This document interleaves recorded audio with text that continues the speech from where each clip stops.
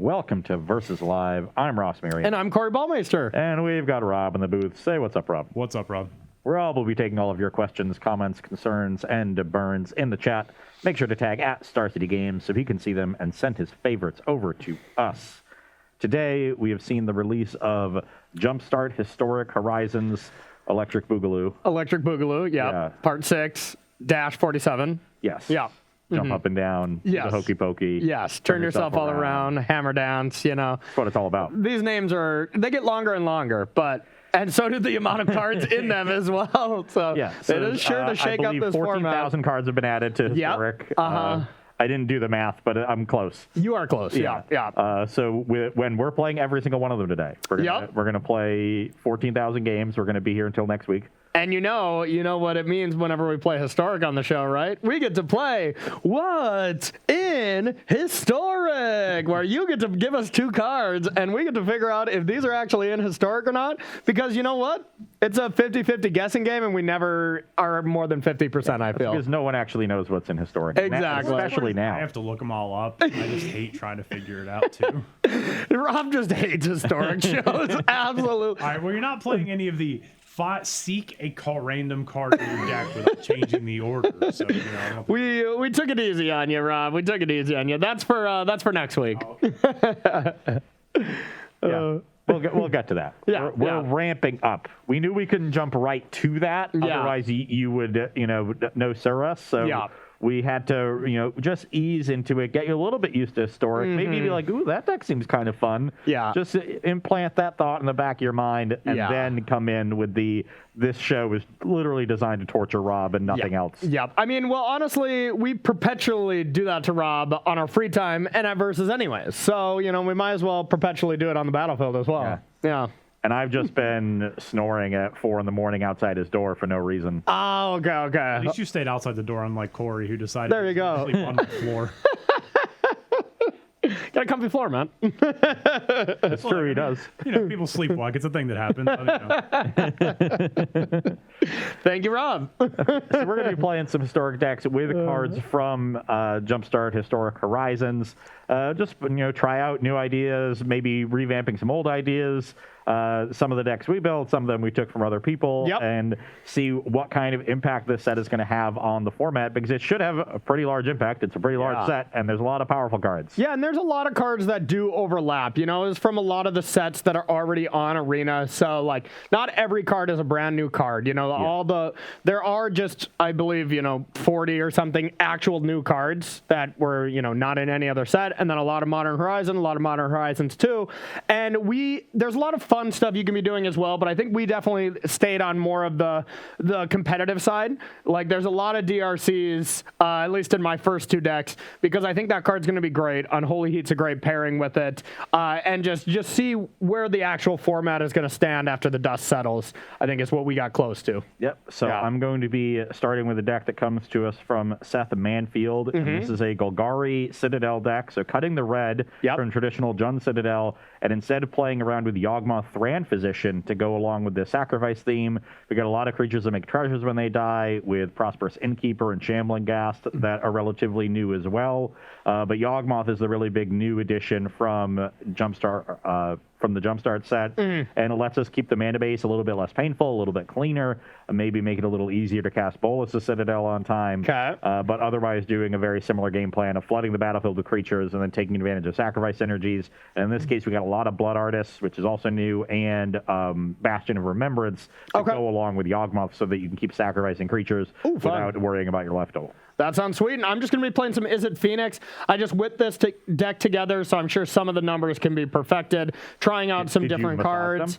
I massaged the numbers a little bit, I was trying out... so those numbers can get a little tight. You need to release the tension. Exactly, yeah. They've had a long day of work here after Versus Live, so we'll have to massage the numbers a bit. I tried out DRC, Unholy Heat, and Faithless Salvaging. I believe that's what it's called, right? Yeah, okay. And, all going to be pretty interesting cards. Faithless Salvaging was one that we were talking about on Tuesday's show, where you can just cast it on 2, and then on turn 3, just having your turn start with a free spell. That's kind of the power level that we've always been grasping at to try to get back to with Modern, right? Modern had all these free spells, Metamorphose, Gut Shot, even Mutagenic Growth, things that are not possible in the Historic realm. But this is one way to start with a free spell. By, you know, turn 2, you're never going to be able to bring back Phoenixes if you're outside of Modern. And turn 3, now you can do it relatively easy, and you can even cast something like Expressive Iteration to really hammer it home. And then with DRC too, you're manipulating the top of your deck so much that if you need to find a land or a spell, it gets pretty easy to find that with that kind of manipulation. So I think it should be sweet. I think it should be very good. Yeah. I've always loved. I like Faithless Salvaging as a card. I really like that it doesn't require you to discard the card in order to draw one if you can't. So if you're empty-handed, it's just 2 mana draw card. Oh, okay. Yep. I did not know that. I was going to say, mostly, I'm not in love with the card, and I don't think it's that great just because it's like Faithless Looting. It is not card advantage. You know, even with the rebound, it is not card advantage unless you're out of cards, but Izzet Phoenix doesn't do that very often, so we'll see. Okay. The marbles are over here where they belong, so I guess you get to go first. That sounds like a good plan. All right. Ooh. So not the best last 4 cards there, but I think my hand is still passable. How about yours? I agree, passable. Okay. I will lead on a tapped Overgrown team. Okay. All right. Anytime I have Faithless Looting and 1 Arclight Phoenix in my hand, I'm going to keep, you know. I think I want to start with this land. It doesn't matter too much. Yeah, okay. We'll start with Faithless Looting. Draw 2. Discard Arclight. And I think we have 1 extra land in this hand so far, so we'll go like this. Look how close to Delirium I am already, Ross. Are you excited? No. Oh, okay. I've got a Blooming Marsh, Prosperous Innkeeper. I'm going to get that treasure, sack it for a green, because I just drew this Llanowar Elves right on time. The Lawnmower. And I'll gain a life from the Innkeeper. All right, you're at 21. Pass the turn. All right. Slightly awkward turn for me. It's really, do I want to prioritize dealing with some of your cards, or do I want to maybe play the card that gives me the highest upside of maybe bringing back Arclight Phoenix next turn?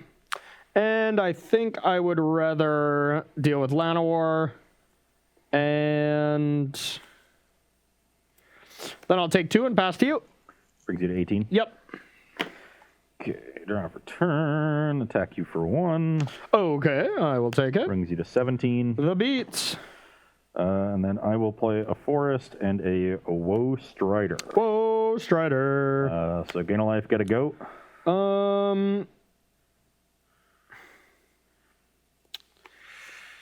You know, I think with the trigger on the stack, I'll Unholy Heat that as well.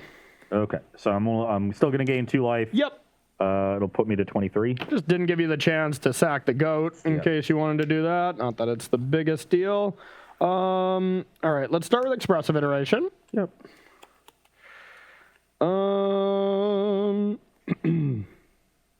Let's put this card into my hand. Faithless Looting over here. And we'll go like this. Then I will cast said Faithless Looting. Still no Phoenix here. That's good. Still not much of anything here.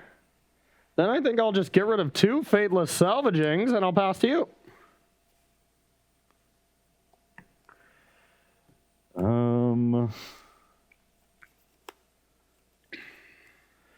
Attack for 1. I'll take it. 16.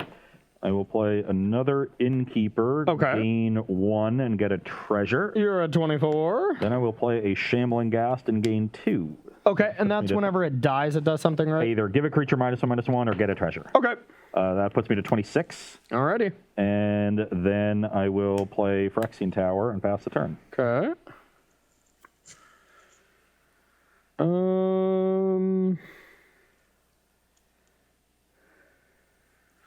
All right, let's start with a Crash Through.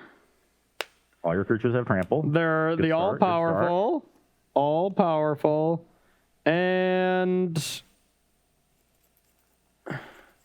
then I want to just cast a Stormwing entity. Finally get a clock no going. Phoenix. Yeah. I'm doing it right? I like at least one of these cards. I will get this one to the bottom, keep this one on top. I'll take 2. Brings you to 14. And I'll pass to you.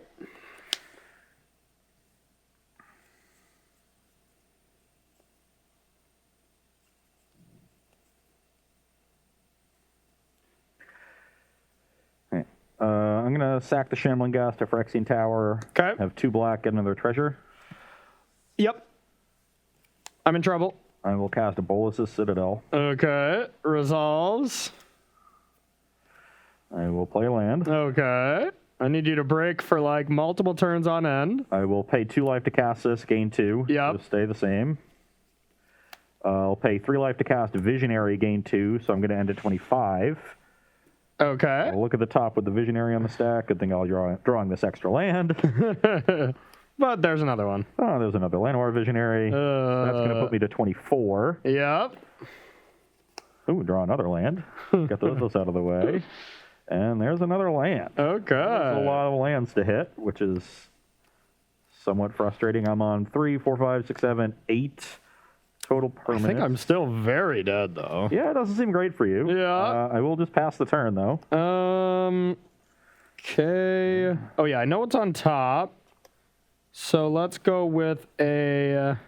Prosperous Innkeeper plus Bolas Citadel is nice. Kind of messed up. Yeah, it kind of leads me to want to just kill them instead of killing any other creature. Yeah, so I'll Unholy Heat this. I probably should have did that sooner. But I wasn't sure exactly what you wanted. Maybe I wanted to kill Phoenix later. So...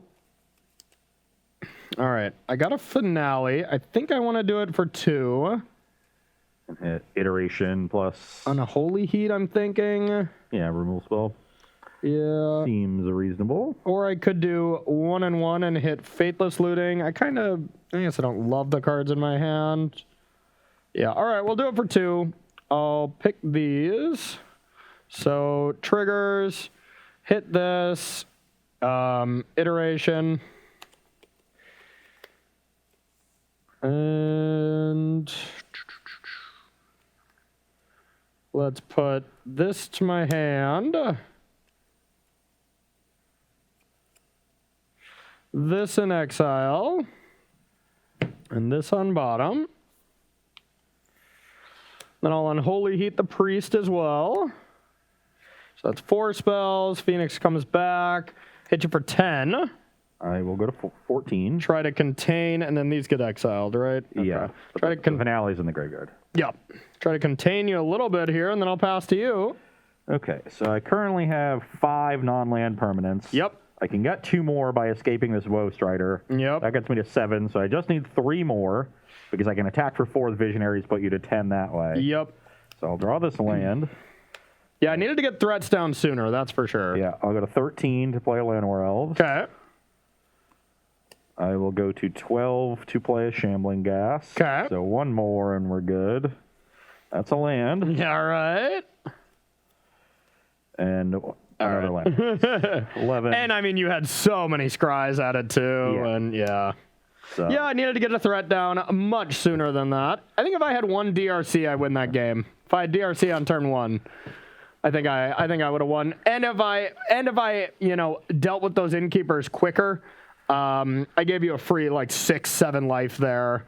So I think if DRC could connect a couple of turns plus stop that life gain, I think that would have been the key. But shoulda, coulda, woulda. That's a lot of things that you need. That is a lot of things. Like, early threats and interact with me a lot. Yeah. In this case, if my hand was perfect, I had you. Yeah. All right, Rob, do you got any questions while we shuffle up for a second game? I have one. It is a lifestyle question if you want it, Corey. Lifestyle? Yeah. No, we'll pass. Oh, okay. Oh, I want to hear this question. Somebody wants to know, what conditioner do you use, Corey, to volumize that hair? Ooh, I use herbal essence. And I've been learning a key secret about my hair. It should look a little different. I was always the type that would shampoo my hair every day. I didn't really know that was wrong, so my hair was getting dried out and I was wondering why it was so dry, but now I've just been like conditioning it every day instead, and it's fluffy. It's fluffier. So, yeah. Well, you're definitely supposed to condition every day. Yeah, and I was like shampooing all the time and conditioning like half. And then Tori was just like, what are you doing? That's completely backwards. And I'm like, okay. So, yeah, I'm hoping my hair game's more on point now. Great question. Keep it coming. It's Herbal Essence. Maybe I'm born with it. Next. That's not the. Dang it, it's not? Oh. Maybe she's born with it. Maybe it's Maybelline. Maybelline, that's right. Herbal Essences did those commercials in the late 90s, early 2000s where the shower would just appear in the middle of a public place. Yes. And it's like, you can't be showering there, ma'am. It's like all the rainforesty one. That might be Herbal Essence. I don't know. They were just showering like in the middle of an Amazon forest. Yeah. Like, it's like, that's probably unsafe. There's probably jaguars and stuff out there. Poisonous frogs. Yeah, exactly. All right, you got another question or maybe a what's in historic for us? No, I do. Somebody just came in with an actual Magic question. Okay. What are your thoughts on? Well, okay. We don't want those. They put it as elf ball, but just elves in historic right now. Yeah, so one of the new cards is that Elf Planeswalker, right? I do not know exactly what it does, but I know it does some perpetual nonsense. It seeks for a random elf. I would guess it's still not great because once we get into the real world, Jeskai Control is not losing anything here. It's still going to be dominant. There's a lot of wrath to deal with it, as well as even Phoenix has like Angers post board. So I think Elves is unfortunately, sorry Ross, not that good right now. Yeah. But it's definitely fun and on the ladder right now. Today is the day to play the jankiest deck possible on the ladder because you know what? Everybody is trying weird things. Nobody's interacting. Today is the day to try just complete nonsense. Yeah, the thing with the way that the elves recently have been designed in this sort of mid-range way with the planeswalkers and like Herald and things like that, it ends up being very awkward because the idea behind this like interactive mid-range deck is usually that you interact with your opponent and then come out ahead with strong individually powerful cards. But if your cards, the power of your cards, your threats, is dependent on synergy with other cards, then interacting is not something you're as interested in because you'd rather focus on assembling your own synergies. So it's hard to build a sort of slow mid-range deck that is also synergy driven. Yeah. In a way that tribal decks have to be. So when you think about successful tribal decks, they're almost always very aggressive in some way, whether it's humans in Modern that's aggressive and disruptive, or Elves historically has been this sort of pseudo combo deck where you're just generating a ton of mana really early with Heritage Druids and Priest of Titania even or things like that. So I'm not a big fan of the trying to make tribal decks into mid-range decks for that reason. I just don't think it works. You're generally just better off playing powerful cards with your disruption as opposed to playing all these synergy cards. Yeah, well said there. I totally agree with you on that one. All right, keep those questions coming, y'all. We appreciate them, and then let's get to battling. Okay, I can keep this. I think this hand is a little better than my other one. I will also keep. Okay, I have a mountain, and I'll pass to you. Mountain? Yep. A mountain? Unbeatable. A mountain! I am. I have a Gilded Goose and a food. Get that goose into the oven because it's feeling the heat. All right. But it's made out of gold. You know how hot the oven has to be to melt gold? Yeah, I'm sure you do. Relatively easily. I'll attack. Pass to you. Now we got a threat. Now you're in trouble. Lair of the Hydra. Okay. Oh my god. That's a nice one. I would have been so happy if I had the Phyrexian Tower here because I just drew Shambling Ghast. That would have been gross. Instead, I've got Ghast and Goose. Get another food. The ghastly goose. Pass the turn. I have a feeling it's going to grow large enough to get out of that possibility here quite soon. All right, so we're going to start with a Optaroo. I am going to put that on Ops bottom. name is in Australia, and all of course Ops are in Australian. So. Exactly. Yep. I'm glad you realized. So Fateless Looting, draw 2, 1, 2, and discard Arclight Phoenix, and discard Spire Bluff Canal. Sad. Go to 16. And then I will play a Spire Bluff Canal, and I'll pass to you. Sad. Well, that's awkward. Awkward. Maybe not, actually. I guess I could get both of these down if I'm willing to throw the Ghast away. So let's start this turn by attacking for 1. Okay, 19. 19, that's the easy part. And I've got a Blooming Marsh, and I will play Woe Strider. Whoa, Strider. Okay. Good Yep. goat. Get a goat. I will sacrifice Shambling Ghast to scry 1 and get a treasure. Okay.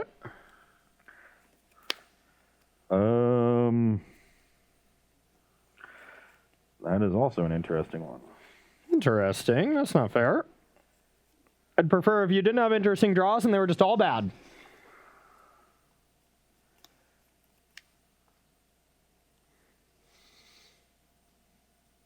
That's pretty fair, right, Rob? Yes. Yeah.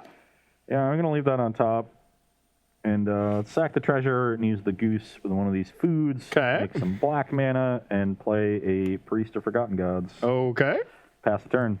It's a pretty decent one. Does use some ramping, which I don't want you to do. So I'll probably want to take care of that one at some point. Unfortunately, your hand is all lands. Unfortunately, you're wrong. Okay, so let's start with a crash through. Trample. Now your hand is all lands. Now it's all lands. Now you got me. Okay, I got a finale for 1. So I'm going to for sure pick that. And my sorcery. I don't have. Or his hand is good, he'll craft through. If his hand is bad, he'll looting. Yeah, it's pretty bad. So all looting. So I'll get 2 more counters. And looting. And discard these lands. And then Unholy Heat that. Okay, these are exiled. And then Phoenix comes back. Crunch. So I will go to 6. They have trample, just so you know. All right. Yeah, 7-10. You go to 6. Pass to you.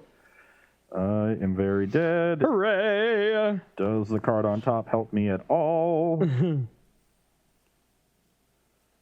You put it on top already, right? Yeah, but Yeah. I could move it by getting rid of the goat. Or you could have did that with the priest that's already dead. Oh, sure. I like just pointing out minor misplays by you that don't really affect the Yeah. game at all. You know, they're fun because you know Twitch chat is already doing it right now. Sure. I'm off trying to think about what I can possibly do to win this game, and I just don't think there is. Yeah. This felt a lot easier of a game when I just had a threat on turn 1 or 2. I think this deck is still pretty much revolving around this. If you're just spinning your wheels, the deck's not powerful enough unless you get super lucky with Phoenixes. So, Corey. Yes. Fire Pixie in chat wanted me to tell you that Ross has no bad draws because they're all better than Phoenix. Ooh, harsh and wrong. I'm just dead. Harsh and completely false. I need Ogmoth on top as a backup threat, but just took way too much damage, and I need the Yeah. priest to end up dealing with the Yeah. giant sprite dragon. And we got to talk about how Unholy Heat was excellent there. It was dealing so much more damage than it needed to instead of shocked. So, I mean, your creatures were mega dead instead of just dead. So, pretty impressive stuff from Unholy Heat. Yeah, really good stuff there.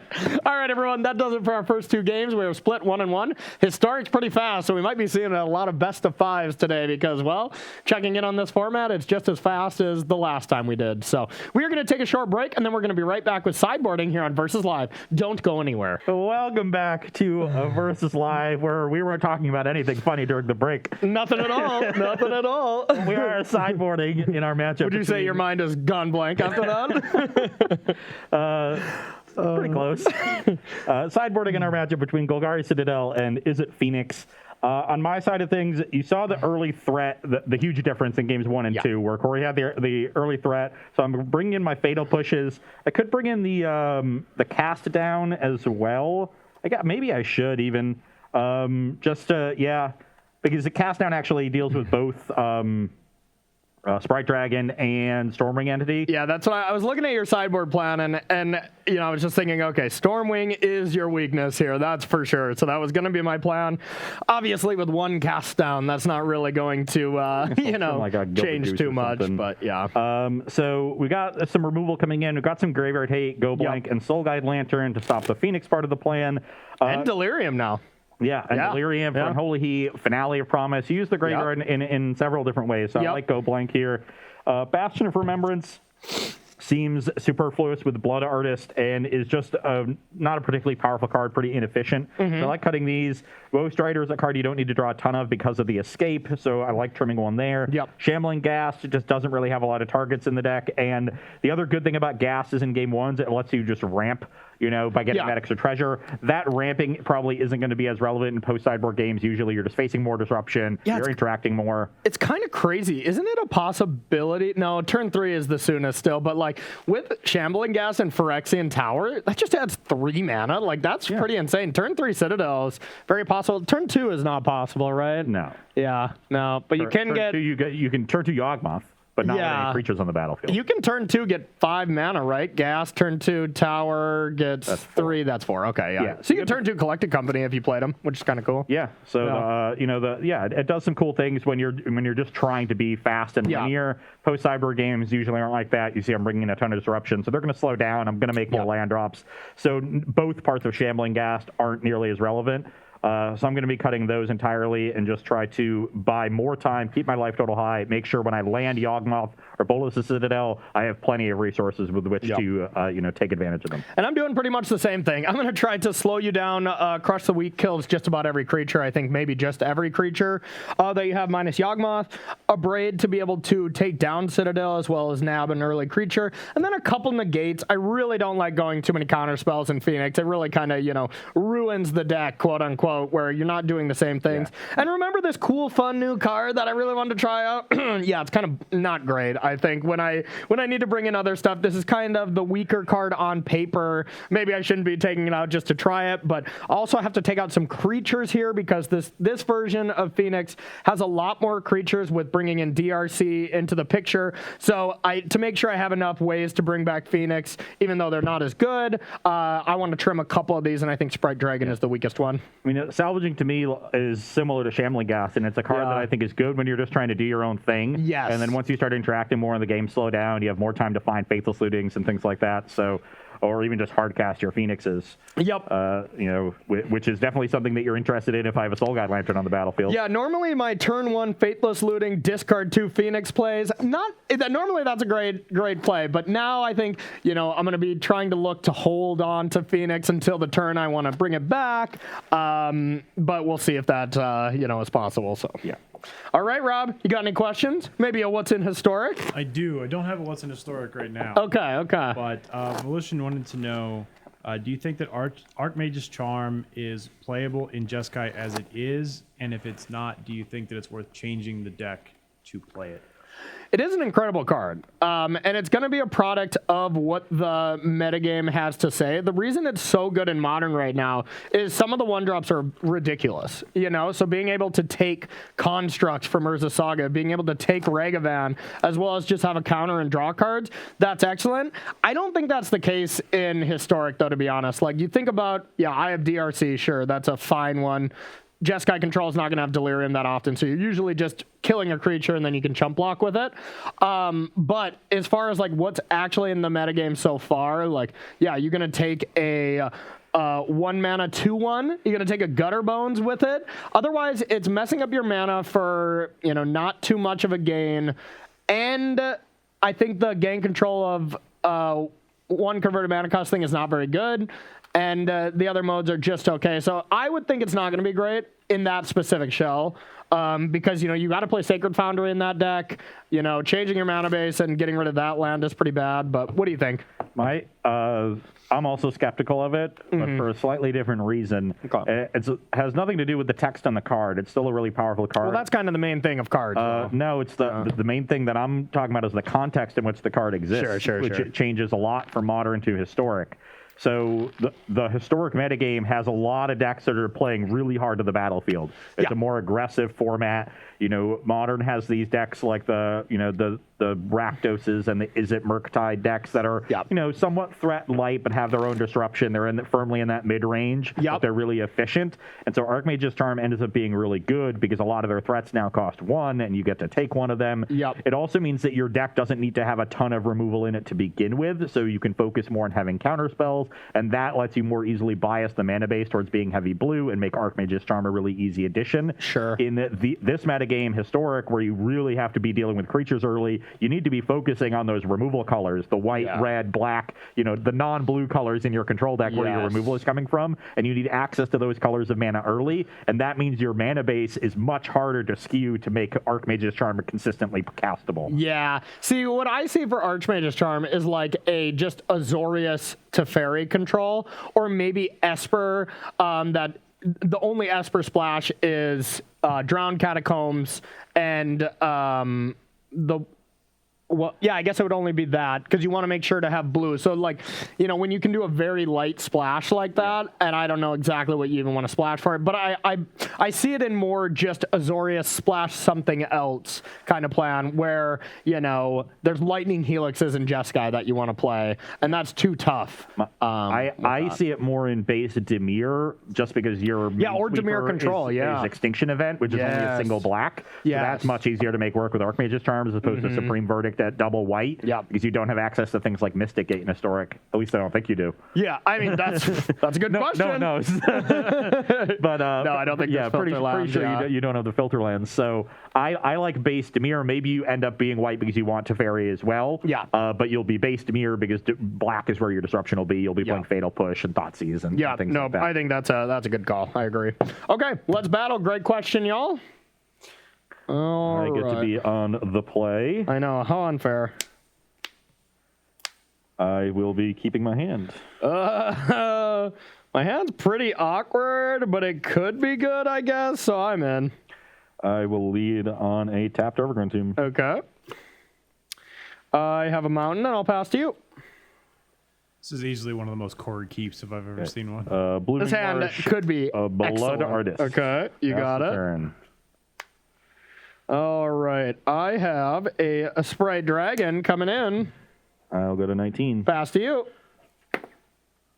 This hand has a very distinct plan, Rob. Oh, I'm not saying lose. You have no hope. I'm just saying this is definitely a core keep. Yeah, absolutely. Absolutely.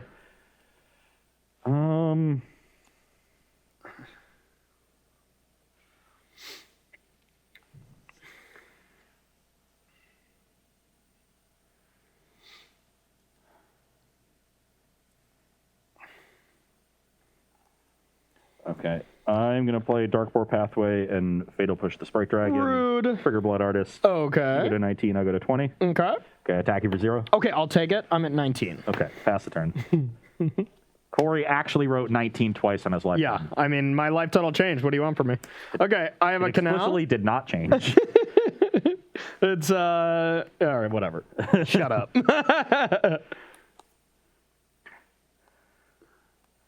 Phyrexian Tower, Llanowar Visionary? Llanowar Visionary, yeah, sure, that's fine. Draw a card. Okay. And pass the turn. All right, let's go with an end step of Unholy Heat. Okay. Trigger the Blood Artist. Yep, 18 to 21. Yep, you can go. All right.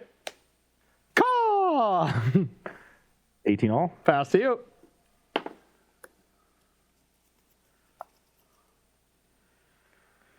The shields are down for a Citadel, but you can't do a lot with it here, and you'd have to get rid of your own Blood Artist, so I'm not too afraid of it.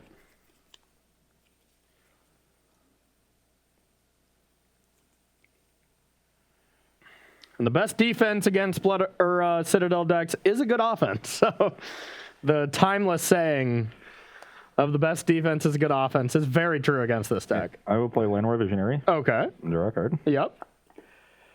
That's awkward. Awkward. I will sacrifice Visionary to Phyrexian Tower, trigger Artist. Okay, So you're we've got, winning. 19 for me, 17 for you. Correct. 2 black and pool. Okay. I will Fatal Push or Arclight Phoenix. Rude. Revolt, trigger Blood Artist, 16 to 20. Okay. And then with the other black, I will play a Soul Guide Lantern and exile that Phoenix. And the Sprite Dragon you want to? Oh, the Phoenix. Okay. And then I've got a Blooming Marsh, and I'll pass the turn. Did you want to attack? No. Okay. You might have a haste creature. That's good. That's a good point. What do I want to do here?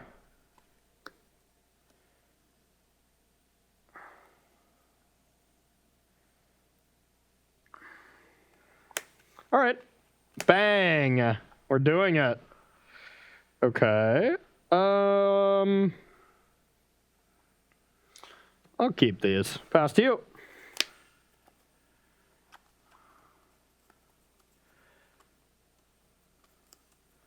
It's 16. Correct. Okay. My dad?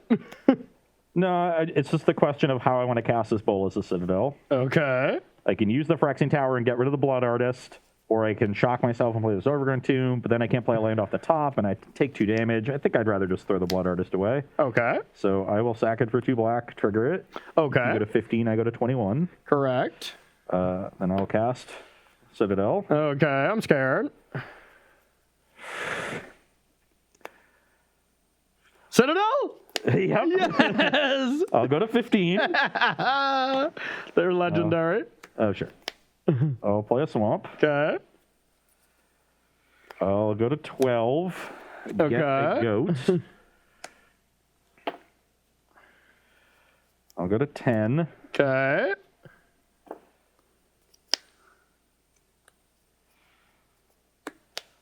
I'll sack Soul Guide Lantern to draw a card. Okay. I like that. You played your land, right? Yep. I'm at 10. 10.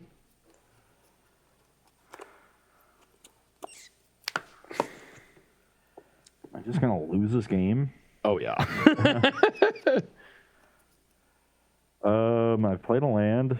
Yeah, I'm going to pass. All right, I have 12 damage. That's pretty good. How do you have 12? I might have more, actually. So I'm going to start with an Abrade trigger. Has the one Abrade. Yep. Yeah, I have 12 through also destroying you. All right, so then I will cast a Faithless Looting trigger. My opening hand had 3 Arclight Phoenixes and nowhere to go, really. So trigger 6 and discard these. It's actually 13. Bottom this and caw. Yeah. Yeah, it was a Corey Keep, Rob, but it had the ability to do this at some point in the game, which is disgusting. Yeah, I mean, I get it. I just, you know. Yeah, I could. So the one thing that I'm thinking is I could have played Landmar Visionary on turn 3 instead of Fatal Pushing the Sprite Dragon. Yeah. Which would have enabled a turn 4 Citadel.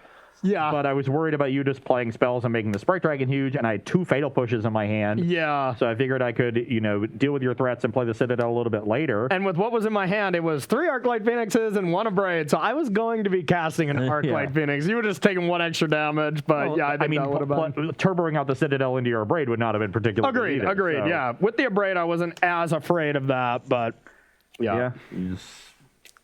I guess I could have also left the Soul Guide Lantern in play and used the Goat to get through. Yeah, then I Abrade this instead of the Citadel, so yeah, I had that play unlocked had too. everything covered. I had it all. It's a classic Corey Keep that happens to line up perfectly against my draw.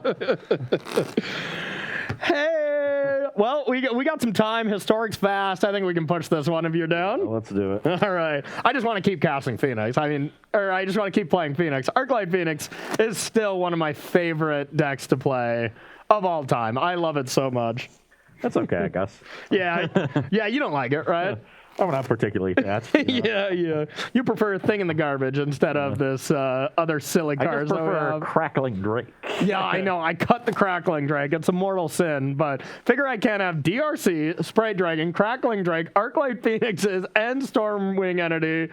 I had to cut some stuff, and I still think this deck has a few too many creatures personally, but yeah, it's tough with DRC now. Yeah, DRC does some disgusting stuff, but yeah. None of which we've seen. I haven't drawn it yet, so yeah, I put it on the bottom once. That's about it. I'm guessing you would like to go first, Ross Merriam? I would. Rob, you got a question at all? I did. Okay. Crimson Cringe wants to know, Ross, do you think the Citadel build is just the default better style than like the Cat Oven decks? Yeah, right now. Until people start really hating out Citadel, that card is just so absurdly powerful, especially now that you have Prosperous Innkeeper. Yeah. Yeah, I think you want to be able to go over the top of things as well. Food is just okay. It's not a good start. A little bit better finish, I guess. How's your hand? Not good. Yeah, mine is another slightly awkward one, but I'm going to keep. Mine was 5 lands, Priest, go blank. Okay. Not bad. Not good, that's for sure. Not good. All right. Rob, do you have any What's in Historics yet? Are we not playing along? Don't have any yet. Oh, man. I think we've finally gotten to the point where even chat doesn't know what's in Historic, where they can't even give us a and they're trying to like Google, like, okay, is this card? And it's just not showing up. They're like, yeah, whatever. I'm not playing. Chat has officially gone blank as well. I don't blame them. It's a lot to absorb. All right. Bring it on, buddy. Bring it on. Like I said on Tuesday, it's already been brought. But you didn't bring it. Yeah. Oh, I wanna put the Versus Live injury report out there again. After Ross then made fun of my injury, he then hurt his pinky toe as well, and then I made fun of his injury, and now I'm guessing today I'm gonna get hurt on my way out. We're just going back and forth. I came out of my room the other night, and Ross was like, "Oh, Rob, if there's blood anywhere, don't worry about it." That could mean a lot. Yeah.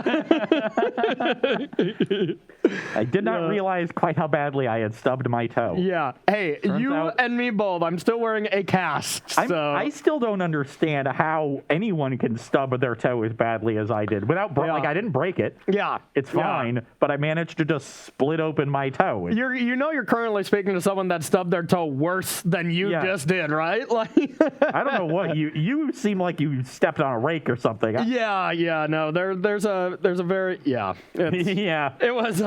It wasn't good. We'll leave you with the gory details, Chad. I know you don't want to hear it. We want the Corey details. The Corey details, yeah. There's a lot of those.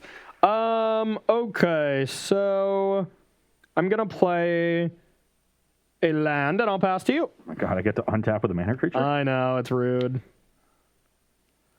I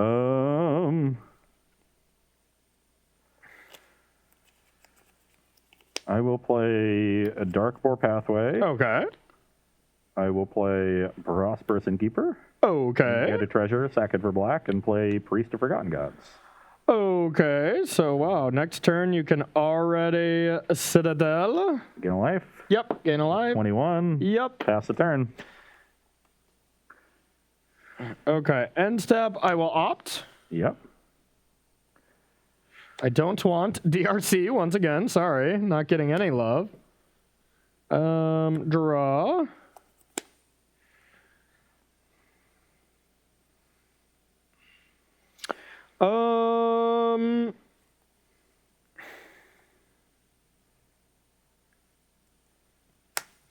I'm going to play a land. But what am I going to do with it? I think I have to do this. There's not much I can do. I can't let you do some Citadel shenanigans.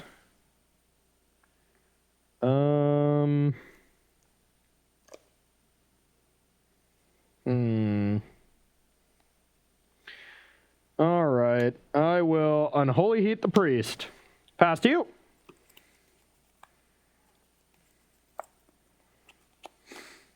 That's not what I expected.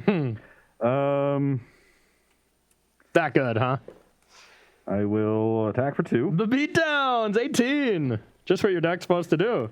I would like to cast Go Blank, targeting you. All right, I'll go blank. You got it. Let's get rid of. I think we're gonna be a little risky here. And get rid of 2 negates. Pass the turn. Okay.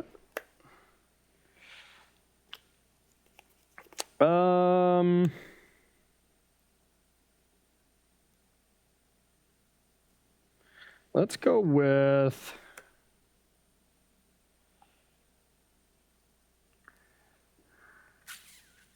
Faithless Looting, actually.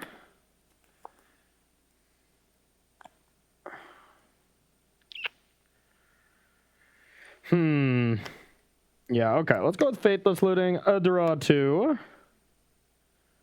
And discard probably just the 2 cards I drew. And I'll play this and play Stormwing. And do some scrying. And top bottom, pass to you.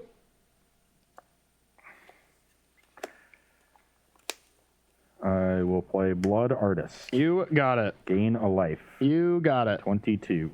Okay. Pass the turn. No. They go into exile. It just, yeah. Yeah. Attack report. I literally could have told you Corey had Crush the Week from turn 1. Yeah, I was trying to line that up the whole time. As soon as he doesn't have the answer to the Llanowar Elves in turn 1, you know he has something else. Believe it or not, I had the answer to Llanowar on turn 1.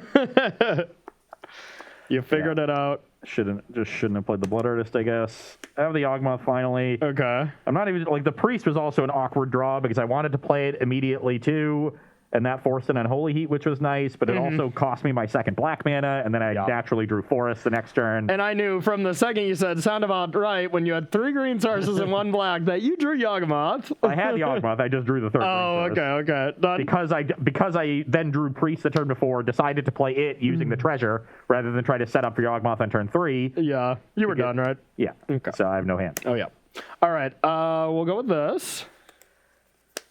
It was just a very awkward series of draws. Like, the Priest baited me into using the second black source. Then I drew the 3rd green source to be very awkward and forced me to use the Go Blank because I had nothing else to do. I liked it, to be honest. Then I drew the Blood Artist, which I probably shouldn't have even played.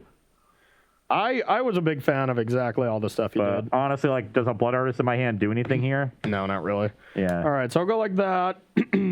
I'll play this. I'll opt bottom.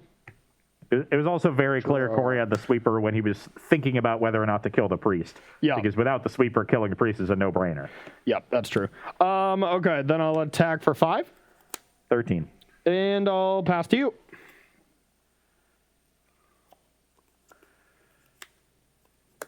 Got him. Beat down, 16. You can go. 1 tip. Oh, that's a good one. I'll take 2. You're 14. Attack for 3. I'm at 10. And play another one. And I'll put this on top and we'll pass to you.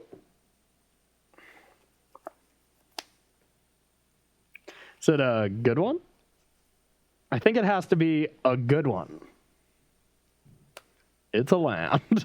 Or a citadel. It's not. Okay. Pass the turn. Okay, upkeep. Wait, hold on, actually. Attack for 2. Ooh, into my creature, huh? Yeah, when you're tapped out. I'll take it. You go to 12. 12. You got me. Pass the turn. Draw. I got a DRC. We finally hit one. It's not delirious. Okay, then I will cast Unholy Heat. Trigger.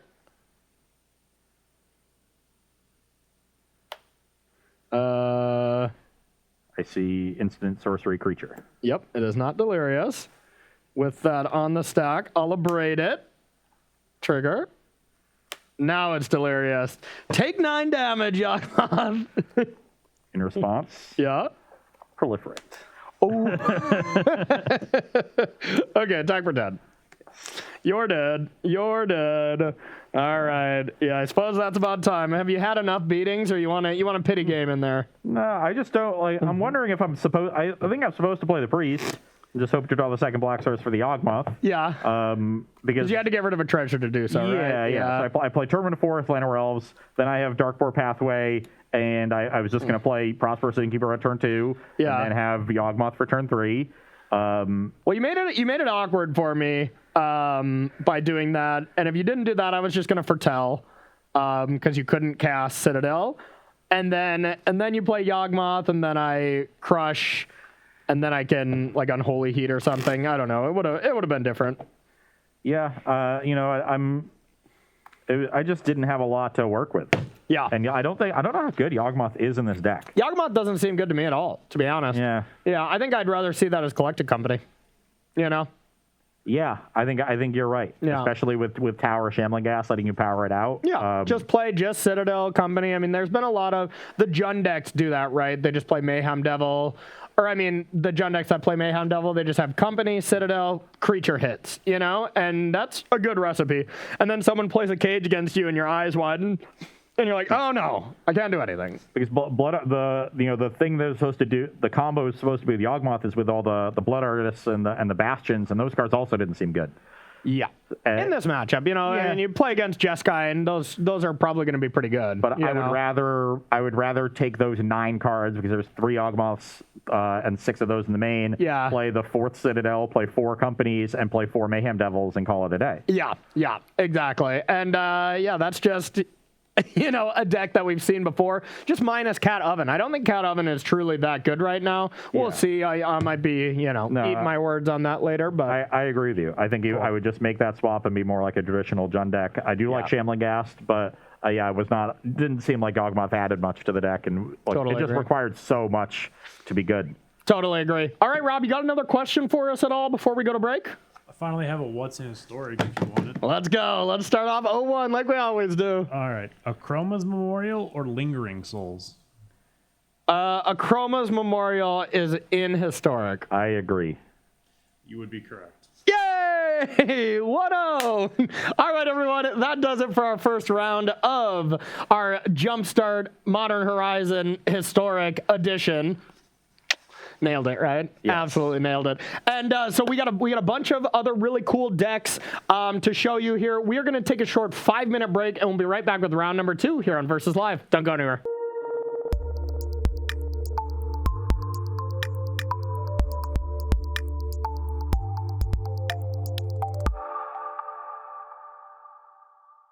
All right. Oh, yeah, you get to go first. My bad. Rude. I'm so used to it. I only get 1 intro per day. Come on, man. All right, welcome back to Versus Live, everybody. My name's Corey Baumeister. I'm Ross Merriam. And that's Rob over there. We got Rob in the booth. Say what's up, Rob. What's up, Rob? Rob will be taking all your questions, comments, concerns, and the burns in the chat. Make sure to tag at Star City Games, and he will get his favorite one sent over to us.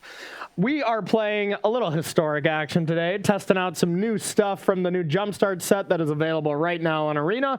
If you want to play some of these decks yourself, load them up, give them a shot. We think we picked out some good ones. The one I'm going to be playing is basically what happens every single time there's a new anthology or Jumpstart or just any set whatsoever included into Historic. Every Magic Boomer tries out a Tempered Steel deck. So this is by Seth Manfield. He built a pretty cool one. At least a main deck. I threw some cards in a sideboard, and I couldn't resist trying a Tempered Steel deck. They are always bad, but people always try them. But there is some new toys now. We got Esper Sentinel in here, which is a pretty big one. Yeah, that's enough. And yeah, we'll see how it goes again. And I'm going to be playing a very cool looking brew from our own Dom Harvey. And it is a mono red storm combo deck. Sounds such like a Dom deck. Yes. Yeah. It's using Dragon's Rage Channeler as a way to filter through the deck. It is using Runaway Steam Kid and Burgie as its mana engine of sorts. And then like Breach with Dragon Rage Channeler. So we're playing Underworld Breach. We're playing Strike It Rich as a way to generate extra mana. A lot of modal double-faced cards, you just have more spells because all your spells are generating extra mana. And then Showdown of the Scalds, which is a great piece of card draw, but also combos well with Runaway Steamkin, getting counters on the Steamkin. Yeah, it does. And the thing I like about this deck is that it has a pretty built-in aggro plan. Between Dragon's Rage Channeler, Burgie, and Runaway Steamkin, you just have these creatures that just kill your opponent. Yeah. And you have weird types that you can put into your graveyard, like Enchantment is not a very common type that you get with Showdown. So yeah, that's pretty cool. And then Grinning Ignis. So if you ever get to the point where, when you have Burgie, now you can just loop the Ignis over and over again. When you have Burgie plus Runaway Steamkin, now you're actually generating all the mana that you need. You just go infinite, huh? Yep. So it really has... It's tougher to do online as well. Normally the show is a lot, when it comes to Historic, it's a lot tougher to do in person with all these perpetuals and stuff, nonsense like that. Now this is a deck that's actually harder to do online, I would imagine. A lot of clicks, I would imagine. A lot of clicks, so yeah, it sounds really sweet. Should be a really cool Storm deck. Hopefully it works. It's going to be a bit of a race here. Yeah, and I don't have a lot of interaction or really any at all, so this could be interesting. I'm gonna mulligan this first hand. It's very landlight and it doesn't really go anywhere. Okay. Goes back into the deck, clearly. I'm gonna keep. It's it's a hand. It's a hand of magic cards. I see 3 hands. Well, then you should go to a doctor because I only have 2. And the cards you're holding constitute a hand. What now, huh? All right, Rob, you got a question at all while we shuffle up here?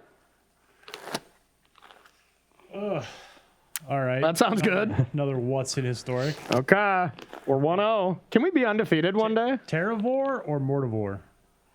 Oh, God. I'm going to go with Mortivore. I'm going to go with Terravore.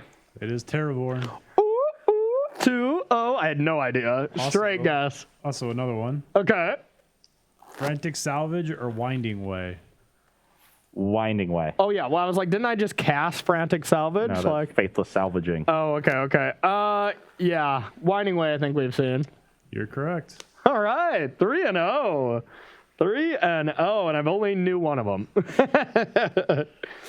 I think I tried to play in a Chroma's Memorial in some deck as a way go over the top thing, testing for a tournament.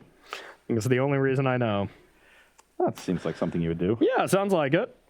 All right. I hope that hand is worse for you. No, this hand is solid. Dang it. I think it's pretty easy to put that one back. Okay. And lead on a Valakut Stoneforge. Okay. I have a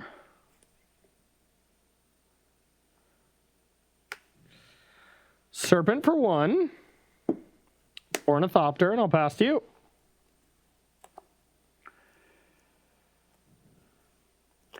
I will play a Needle Verge Pathway and a Runaway Steamkin. Okay. Pass the turn. Hope that doesn't run away with the game.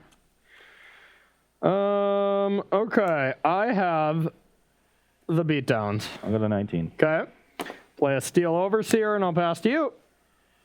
Artifacts. I'll take 2 for Foundry, go to 17. Okay. And play a Burgie, get a counter on the Steamkin. Okay. I have a feeling next turn is not going to be great for me, huh? I'll pass the turn. So you're at 17? Yep. Okay. I'm hoping. I'll take 2. Have the Steel. You're at 18. Now you cost yourself a point by using the Overseer because it's a 3/3 versus 2 counters, but That's you get 3 more damage next turn. So this is attacking for 5.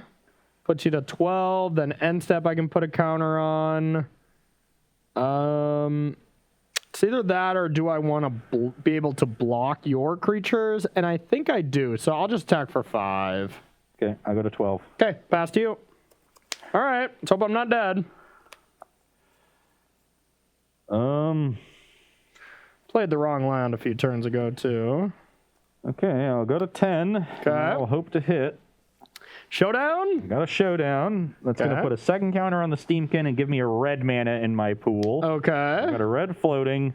Okay. I need to hit a 1-mana spell here. Okay.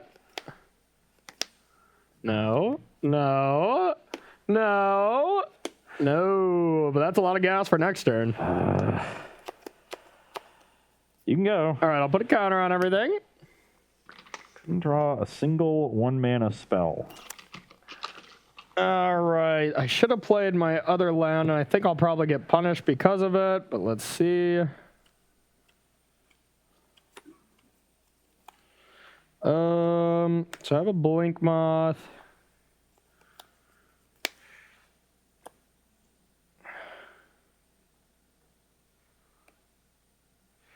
Yeah, I don't have too great of a play here. You're at 10, though? Yep. Okay, so what? This is 4, 6, 7, 8, 9. It's an 11-point attack just as is. Yeah, so it does force one block. 4. Okay, so I'll take 2, play this, a 16. Then I'll play a Thought Monitor, one of the new additions. Yeah. And yeah, I'll just attack. Okay, and I'm going to be very dead in the air next turn, most likely. Yep. So the real question for me is, do I want to have 2 Steamkins or Burgy Steamkin? Because I think if I double block the Overseer, these are both 4/4, so I can double block either one. I would double block Overseer. If I do that, then you get your choice of which one to kill. I think you would kill Steamkin. And then I would just have a Burgy, but is that good?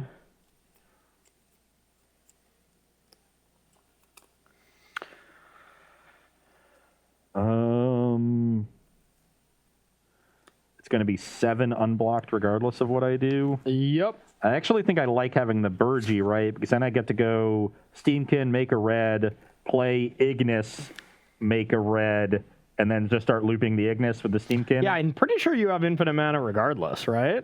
Well, I have infinite mana as long as I keep the Burgy. I don't think so. I think Steamkin might. Maybe not, but... Yeah, but I guess with the showdown, I'll be fine. So I'm going to have all the mana I want. But I would rather have it... Yeah, I'm going to leave the Burgy. Okay. Yeah, so let's just chump block with the Steamkin. 4, 5, 6, 7, go to 3? Go to 3. All right, pass to you. This is where if I played this instead of the island, I think I would have won this game. Next draw. I think if I had this last turn, I might have just won last turn. Yeah, okay. Especially with the I don't even know what that card does. It just makes a treasure for a mana, has flashback. Oh, okay, gotcha. So now I get to do the... I get to play Steamkin. Okay. That's going to make a red and put a counter on Burgy. Yep. Burgy-licious. Use the red that I have floating. Play Grinning Ignis. Yep. Get a red. Get to put some counters on things. So you just want to put 2 counters here, I imagine. No. Every counter from the showdown is going to keep growing this Burgy. Okay. Because I don't need the extra counters on Steamkin to make the mana. Oh, okay. So I just want to keep growing the Burgy. So now I have a red floating from the Burgy. I will activate Grinning Ignis, get 2 in a red, replay, counter on Burgy, counter on Steamkin, get a red. Yep. Use that to activate, so I'll keep looping. And every 3 times I'll make 3 red with the Steamkin. Yep. I'll have a billion mana. I'll use Shatter Skull Smash and kill your 2 blockers. Oh, that's awesome. And attack your Burgy. Okay. Yep. That is sweet. That was super cool. Yeah, I screwed up to give you an extra where you would have had to block with Burgy too if I played Blink Moth on turn 2 instead of the island. Yeah, I just didn't have the Hollowed Fountain yet, but it just didn't matter. You know, I still just should have given myself that. If you made me block with both, I think I'm dead. Huh? If you make me block with both, I think I might be dead. Oh, I think so. Yeah. Well, yeah. so I would have then had. I would have drawn the Strike at Rich, which is pretty good. I play the Steamkin.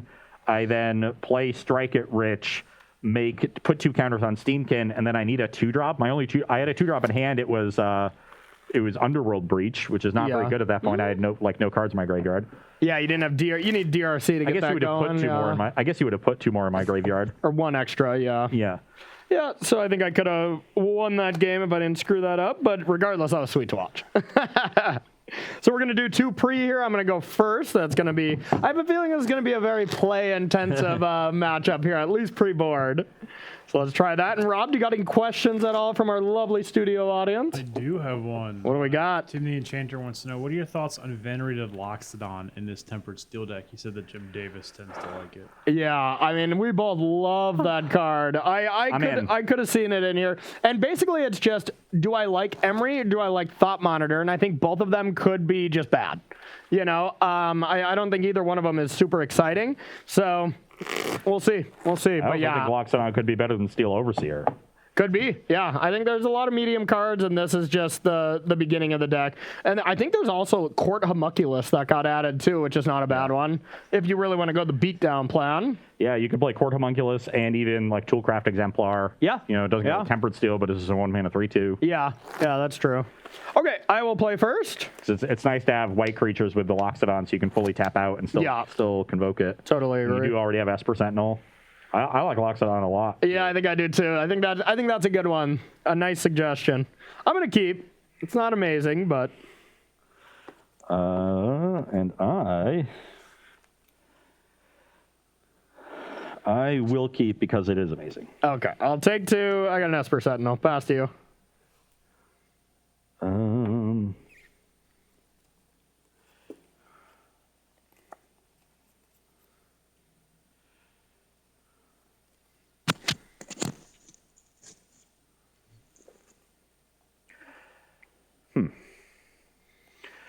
Do I want to give Corey a card, or do I want to slow everything down? Let's slow things down.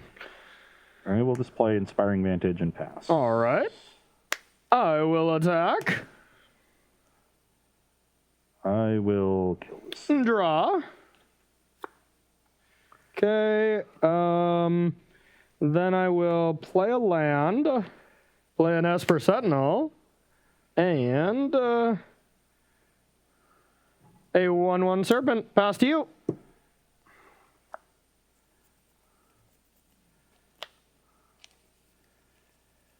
I'll take 3 and play a Steamkin. Okay. Which you to 17. Pass turn. You're at 18. Yep. I'm going to go to 16. Bang. 6. I'm at 11. All right. Pass to you. My hand is nice right now. Real nice.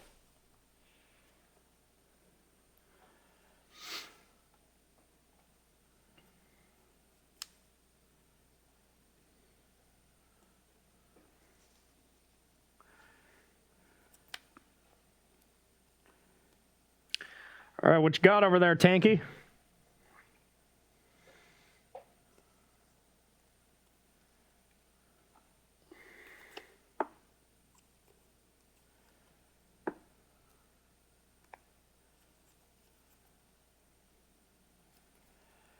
I'll start with a Faithless Looting. You can draw a card. Oh, would you like to pay 3? No? Okay. My hand is awesome.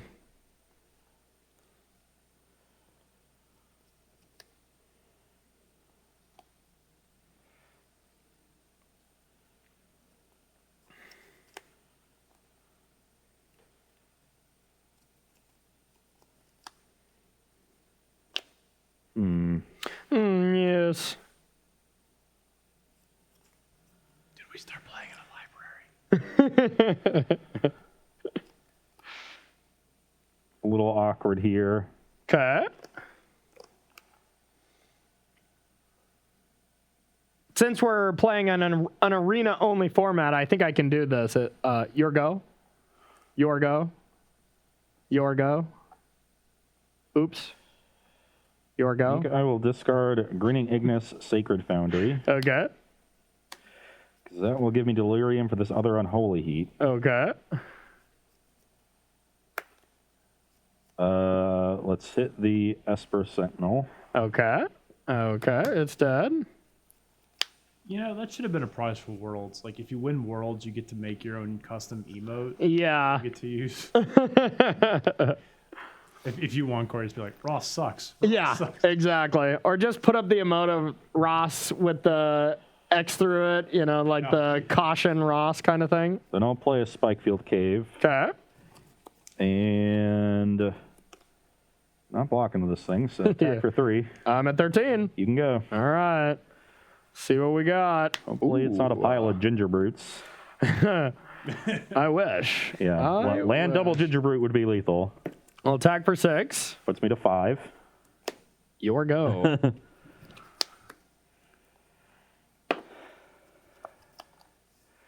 Perfect.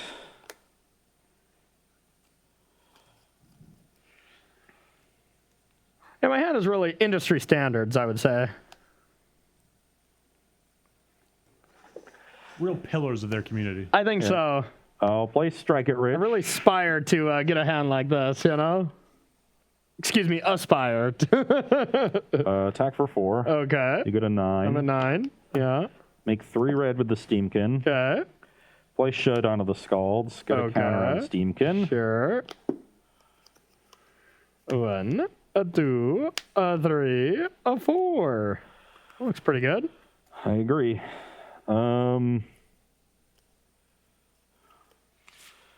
So let's play Needle Verge Pathway as our land. Okay.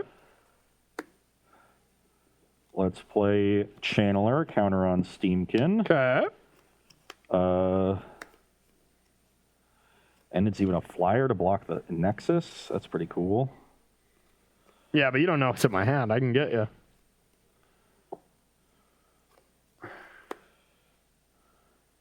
I guess I'm probably going to be exiling most of my graveyard this turn. Yeah, I think you just win. Well, I don't think I can loop the Ignis yet, and I don't know what I would...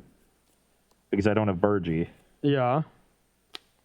So I can play Underworld Breach. I basically just need to dig for Burgee, right? Yeah. This will get a counter, and then I'll... Surveil, put anything in the graveyard. Yeah. 3 red. Yep. I guess now we start looting. Yeah. 1 mana spells, you get to... Because this is, Gonna go off. Yeah, I just get to loot through my deck? Yeah, I think you do. Because of the DRC. Yep. So I'll looting, floating, 2 red. Surveil. Exiling those 3. Yeah, counter here, surveil. So this keeps adding 3 more cards. Yep. 2, discard 2. And then 2 red floating, do it again. Yep. Surveil. Uh-huh. Draw 2, so I just keep milling 3. I'll keep the grape shot around, and I'll eventually kill you with the grape shot. Yep. My hand was not good, believe it or not. That was pretty sweet. Yeah, this deck does cool stuff. Yeah, I'm a fan of that deck. Holy cow. Those are also 2 turn 4 wins, I think. Yeah? Or was the other one a turn 4. 5 in game 1? I think so. You know, maybe back in the real world, I'd have some interaction for you. And even in the sideboard of this one, I'll try to do some interacting. But yeah, when you don't get disrupted. But I also did some interacting. Like, I killed creatures both times and, like, had options to kill creatures, so... Yeah, when we come back from the break, we'll be switching decks because that looks super fun to play. No, just kidding. But we are going to head to the sideboard here, see if I got some interaction here to try to help myself out against whatever that was. We are going to take a short break and we'll be right back here on Versus Live. All right, everybody. Are you sure you didn't want to interrupt me for this intro? You Actually, good? I did. So welcome back, everybody, to Versus Live, where we're sideboarding in our matchup between Tempered Steel and Boros Storm combo. Yeah. Boros Breach, that's what we're calling it. Okay, I like it.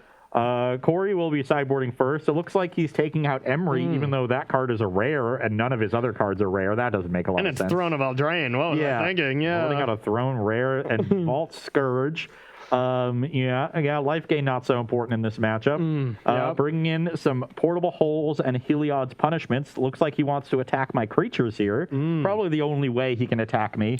Yeah, very true. Yeah, Graveyard Hate is not great against me. You got some Doan's Vetoes that might be okay. Yeah, I was kind of thinking about those, but I like the idea of being more proactive from your side. Yeah. So I think that makes a lot of sense. It's the creatures that are the mana engine. So when you attack a combo deck, I think a lot of people get really hung up on trying to just stop the win condition. And that's not really what you want to do. You want to identify what the engine is that really drives the deck, and then try to stop that engine from getting off the ground. Yep. And the engine here is really the creatures. It's Burgee and Runaway Steamkin along with Showdown of the Skalds, and that's the way you draw a bunch of cards and generate mana at the same time. So you're going to try to cut off the engine by cutting out my creatures, which also means I can't play defense against his aggression. Makes a lot of sense. On my side, I am going to be turning into a little bit more of a control deck. We already have a good amount of interaction in the main with Unholy Heat, the Grape Shot. You can just play Spikefield Hazard and Chatterskull Smashing, which are all part of the mana base.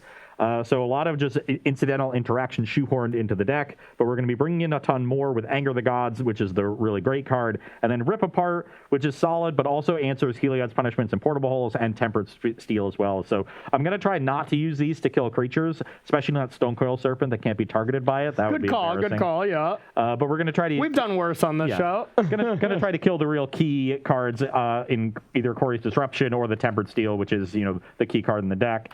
What I'm siding out is just a little bit of everything, mainly cards that are bad in multiples, and that's these three in the middle. Grinning Ignis, you really never want to see a second copy. Same with Underworld Breach. This is not really a deck that value breaches because you don't have Mishra's Baubles or things like that. So really you just want one to lock up the game. And then even Burgee is not great in multiples. I don't think the games are going to go long enough for Harnfell to really be a big part of it. Though I guess with the extra disruption it might.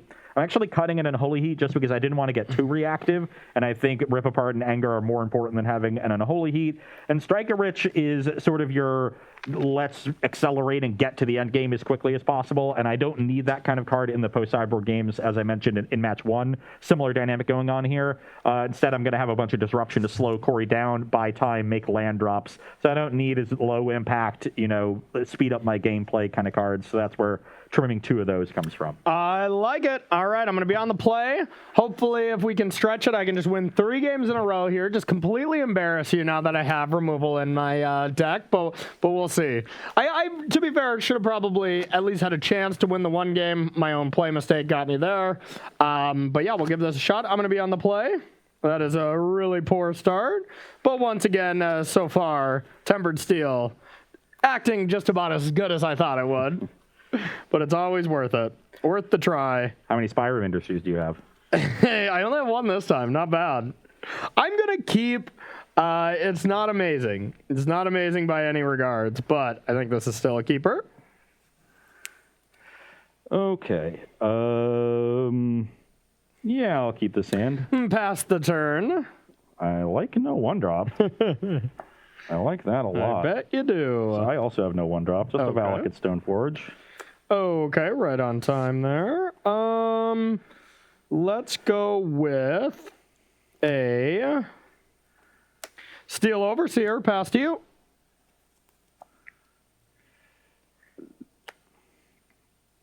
Well, this is going to get awkward. Awkward. I think I just want to deal with the Overseer. I just drew a Spikefield Hazard, which is kind of cool. Yeah, so that's pretty good. I will do that. All right, it's dead. Pass it. Exile, right? Yeah. Okay. Oh, beautiful draw there. Let's go with a land and an Esper, a Sentinel. Pass to you.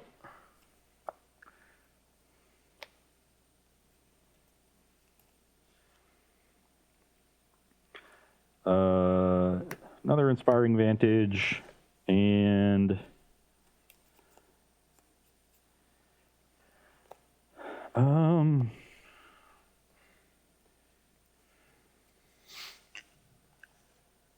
what you got? What you got? What you got? Steamkin. Okay.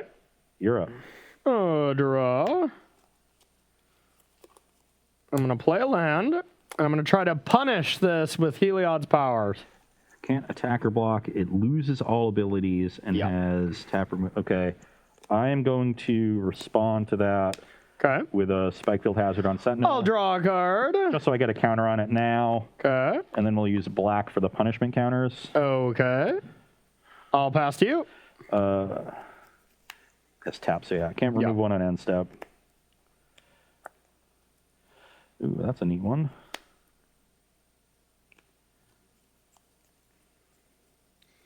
This deck has not felt great so far. I'm not going to lie. Not felt great.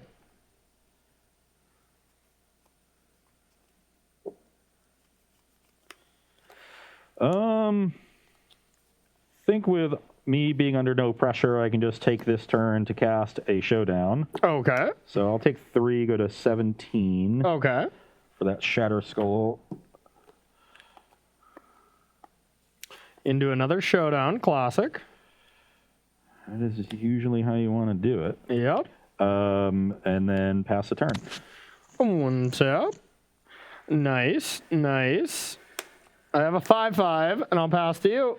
Okay, end step, I'll remove a counter. Okay. Draw.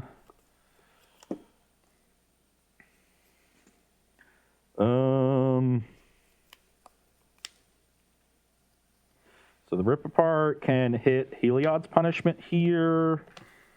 Very true. And then I can start going off. I like that.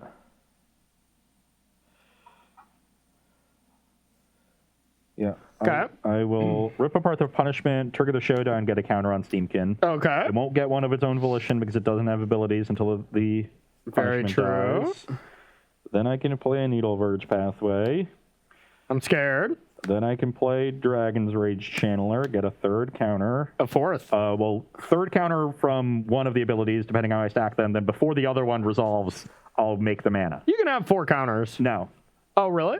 Well, the Steamkin ability, I guess, yeah, because it's only this ability that requires it to have 3 or fewer.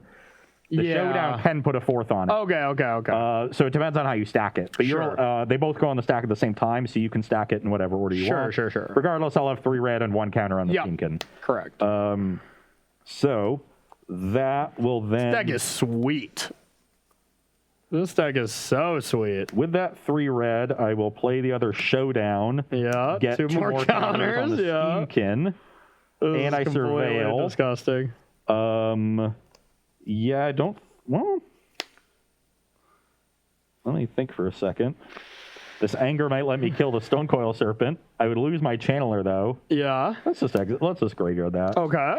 I actually just want to find like a breach or something. Yeah, you can just easily kill me here if you find the right stuff.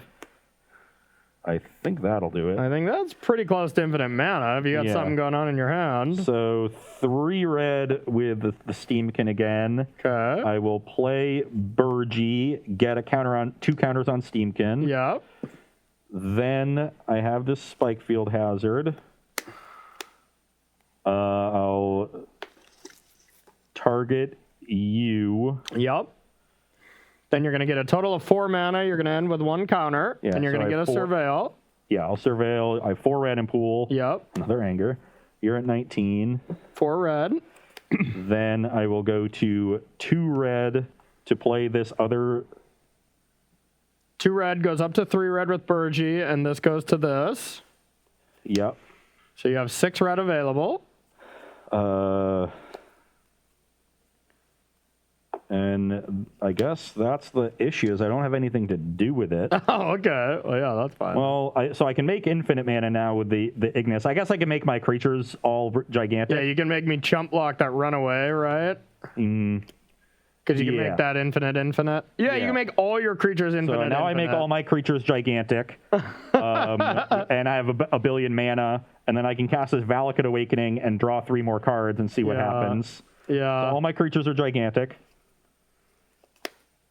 And I have a bajillion mana. Yep. Then I can play this Harnfell. Okay.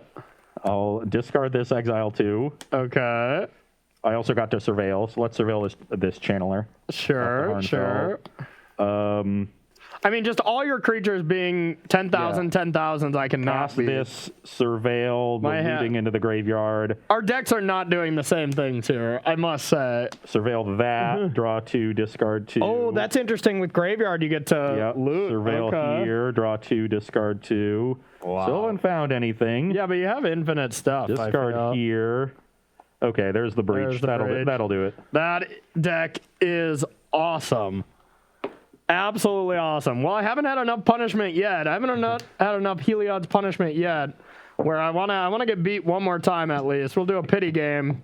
I don't think I'm coming back, but Jesus, this deck is sick. Busted things. This deck is sick. I am going to play this deck immediately after we get done with the show. This is awesome. Everyone's just downloading this right now and just playing it up on Arena. Burn some wild cards up on this. Dom did it. Wow. That deck is sweet. That deck is sweet. I must say. Wow. Okay. Well, I'm going to go first. I'm going to try to get you at least one game here. My hand was very clunky. I just had removal and thought it was going to be good enough. All right, we're going to take out these punishments.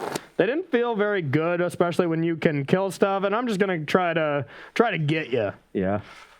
Maybe you just want to need the Dovin's Vetoes from our showdown? Yeah, because it's really been showdown that. Oh, yeah. Who would have guessed? Showdown just completely busted Magic card. Yeah, the showdown runaway Steamkin synergy is awesome. That's a good find. That is a great find. All right, we'll bring in the one veto to really get you.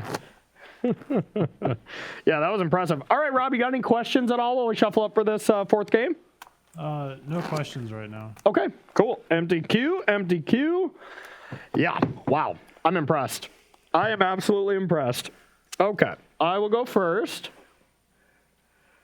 And that was another turn 5er with multiple removal spells. Yep. All right, I have a curve this time. I think you're in trouble. Maybe. I'll keep. I'll keep as well. All right, 18, pass to you. This card has just been like the best card. Yeah, Channeler. Okay. I have Aspire and Steel Overseer. Pass to you.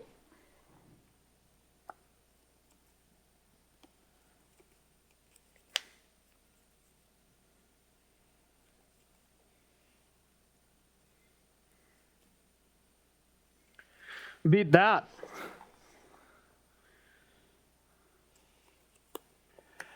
DRC. Okay. Strike it rich. You can draw a card. All right. Surveil twice. Who's the real rich one here? I struck it rich with that card. Leave that one on top. Get a treasure. Okay. And pass the turn. Okay. Untap, draw. Got to be slightly worried about anger, but, you know, you do clean up your own creatures there. So I got to land, and I think I just want to play this conservative. I'm going to play a 3/3. And I'll attack with Esper Sentinel. Yeah.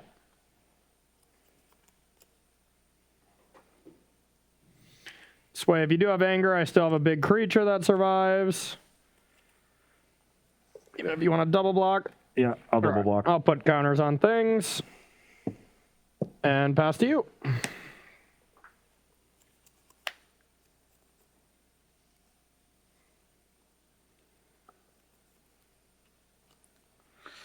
All right, what you got? I'm going to go 17 for Shadow Skull.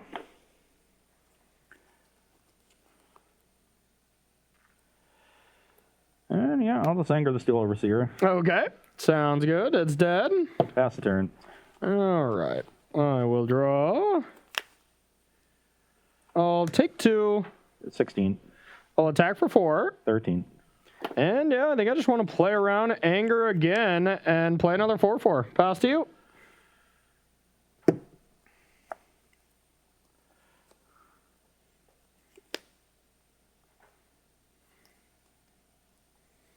The beatdowns beat that.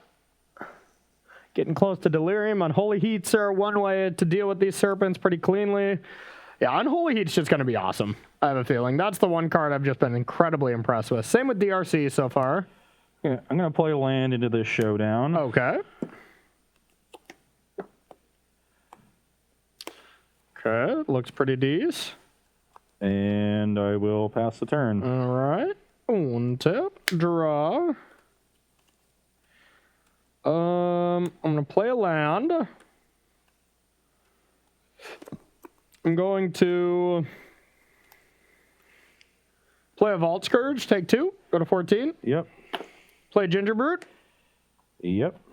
And play Thought Monitor. Yep. Draw 2.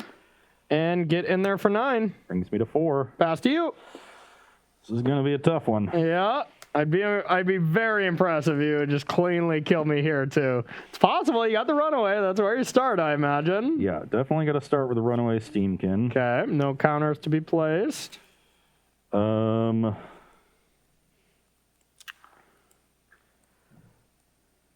now it's every 3 spells, nets you 6 mana, which is impressive. God bless you.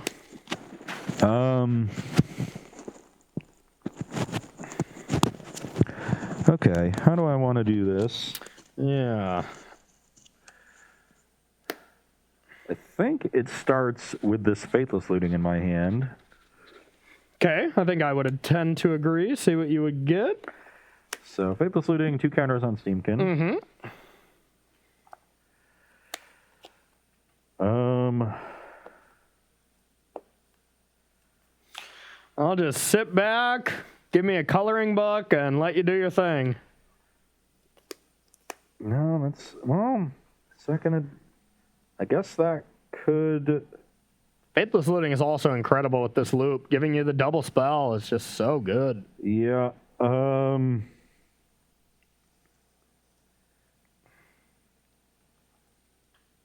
You might as well play face up. Let's walk through it together. Yeah, so the awkward thing is I just don't have a way to kill you. Yep. So what I'm thinking about doing is pitching DRC and Valakut Awakening. Okay. Playing this other Steamkin, getting 3 red here with a 1 counter. Yeah. And using the Spike Field to get a little bit more mana, and that'll set up a loop with Ignis. Mm-hmm. So that'll generate me all the mana I need. But then I'll end the loop with just Ignis in hand, and then I've got 4 draws to find something. Yeah. And I can find a showdown because I have Striker Ridge to make white mana. Yeah. So I think that's the line here. I like that. Yeah. So that we'll discard these two to the looting. Okay. This was in my hand. Use the treasure and the vantage. I still haven't made a land drop. I don't know if that's relevant, but yeah, and that's not a great one, but yeah. So we play Steamkin. We get a 3rd and 4th counter on the other Steamkin because we'll let its ability resolve first. Yep. And then the showdown. Then I'll go to 3 red. Yep. 2 red floating. I'll Spike Field Hazard the Vault Scourge, I guess. Sure. Maybe I find a way to like kill this and make this really. This. I guess I just cast this, right? So none of my creatures can attack. Yeah, none of yours can attack. That's okay, true. So I'll just, it doesn't matter. Yeah. I'll kill that. Sure. It's exiled. Okay. So that'll get... 2 counters, yep. This Steamkin will get to 3. This one will be on 1. Yep, correct. I have 2 red in pool, so now I'll go to 5 red. Yep. Then I will play Grinning Ignis, go to 2 red floating. I'll move this Steamkin up to 3, this one to 1. Yeah. Use a red, so I have 1 red still, and then the 2 So this is red for infinite this. mana. Yeah, then I play here. Yeah. Make 3 red. This will be on 1. That'll be on. So you just alternate which one you target with showdown. You got infinite mana. So I have that's for sure. I have a bajillion mana. Yep. Actually, I guess I can guarantee kill this, but it doesn't, not that it matters, because I have the Striker Rich. Mm-hmm. I'll return the Grinning Ignis. Yep. And once I have a bajillion mana, and I guess I can leave both of these on 3 once I have that much mana. Faithless Looting. Okay. Those are both bricks. Okay. Faithless Looting again. Yep. That one is also a brick because I won't have any other cards in my hand. Yep. I'm at 4. Mm-hmm. Uh-oh. So I guess I can Shatter Skull the 2 Stone Coil Serpents. Yep. And only go to 1. Okay. Silly. And then pass the turn. But now I just have like nothing going on because the Ignis is gone. Might as well play that too. Yeah, we'll play. Oh, and I have this Rip Apart. So I might as well play. But you don't have any white mana. You'd have to do that. Rich. Yeah. So I can Strike it Rich and Rip Apart the Thought Monitor too. Yeah, you can. So let's do that. Okay. But now I literally have nothing. And these aren't infinite power or anything because you did need the mana from those. So yeah, now you're out of things. But if you didn't do it, I guess I can make it because once I make infinite mana, then I can just keep looping the Ignis and make these gigantic. So they're actually both giant too. But you need the mana from these to do it, right? Because you're probably netting mana each time. So you net the mana each time with these, get up to a bajillion, and you use 1 each time to loop the Ignis. Yeah. So I actually kill all your creatures but 1 and have 2 giant things. And does that actually win the game? Yeah, I think so. I'm just going to be in Chump Block Abyss here, and that'll do it. Well, no, you can get me to 3 by making this unblockable, play 2 blockers, and try to rip Tempered Seal. That's true. Okay, we'll do that, and I get to sack, gain life. Not that it really matters, but I'll pass to you. Oh, is this a good draw? Probably. I think you're dead. Oh yeah. Under Rope Breach, Faithless Looting. Yeah, because you still have like infinite mana with how big they are. And I can just replay the Ignis from the graveyard. Yeah, that's ridiculous. The infinite mana carries over into the next turn. Yeah, I'm thoroughly impressed. That deck is awesome. I don't know if everybody watching at home followed all the things we were doing. Yeah, because it's harder to do in person, surprisingly. Like, I want to load this up onto Arena to just, like, see it all. Of course, it's going to be trickier on Arena, but it's not like it was taking that many clicks. I think you can realistically I think you can definitely do it without roping. That's the whole question is, can you do it before you get roped out? The key is games like that are the tough ones, right? Because I have to make the things gigantic in order to be threatening. They have to be at least like 20s, or you're like you were 14. So you have to get them big. With the ginger brew too, you want to make them like 17s at least. Yep. So yeah, there's definitely some tension there. Some clicks on a turn like that. Either way, good job, Dom Harvey, because that is a sweet deck. Let me tell you. Yeah. All right, well, I'm thoroughly beat. You know, I don't think I need any more beatdowns here. So we're going to move to the next match here. I got my favorite deck here. I'm playing Rakdos Arcanist with Season Pyromancer, with DRC, with Unholy Heat, getting rid of Lurrus as a companion. So it's a real cost. But I want to see if Season Pyromancer is worth it to do that, because Season Pyromancer is pretty solid in that deck. Cutting Young Pyromancer, I'm still getting back Elementals. I'm glad we got the Dylan one instead of these hideous Ross Merriam ones. So I'll be using those. And see just how that card is in my favorite archetype by far. I love Arcanist. Yeah, and I'm going to be trying out a Vehicles deck. I think Esper Sentinel is a great addition to a deck like that. Mine is going to be more Orzhov focused, splashing red rather than Boros splashing black, though it is basically mono white in the main deck. And also trying to use Ingenious Smith and Nettlecyst to do some cool things. Like Nettlesysting an Esper Sentinel. Drawing a lot of cards. That's pretty sweet. I like that. So we'll see if the extra card advantage can finally revive this archetype that has been tried in a lot of older formats and hasn't really been able to make waves. Yeah, that's another archetype that it's like anytime something comes out that resembles something that could make that deck possible, everyone tries it and there's like, oh no, it's still bad. And I'm sure that's how it'll be, just like the old steel that's tempered. So we are going to take a short break and be right back with our final round here for the marbles here on Versus Live. Don't go anywhere.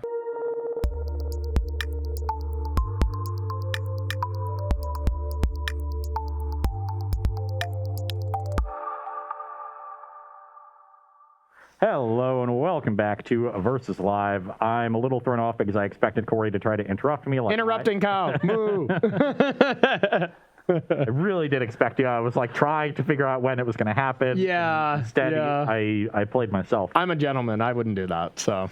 Anyway, I'm Ross Merriam. And I'm a gentleman. Let's try that again. I'm Ross Merriam. I'm Corey Baumeister. And we've got Rob Booth say you're not a gentleman, Corey. You're not a gentleman, Corey. Rob, come on, dude. Rob will be taking all of your questions, comments, concerns, and burns in the chat. Make sure to tag at Star City Games so he can see them and send his favorites over to us.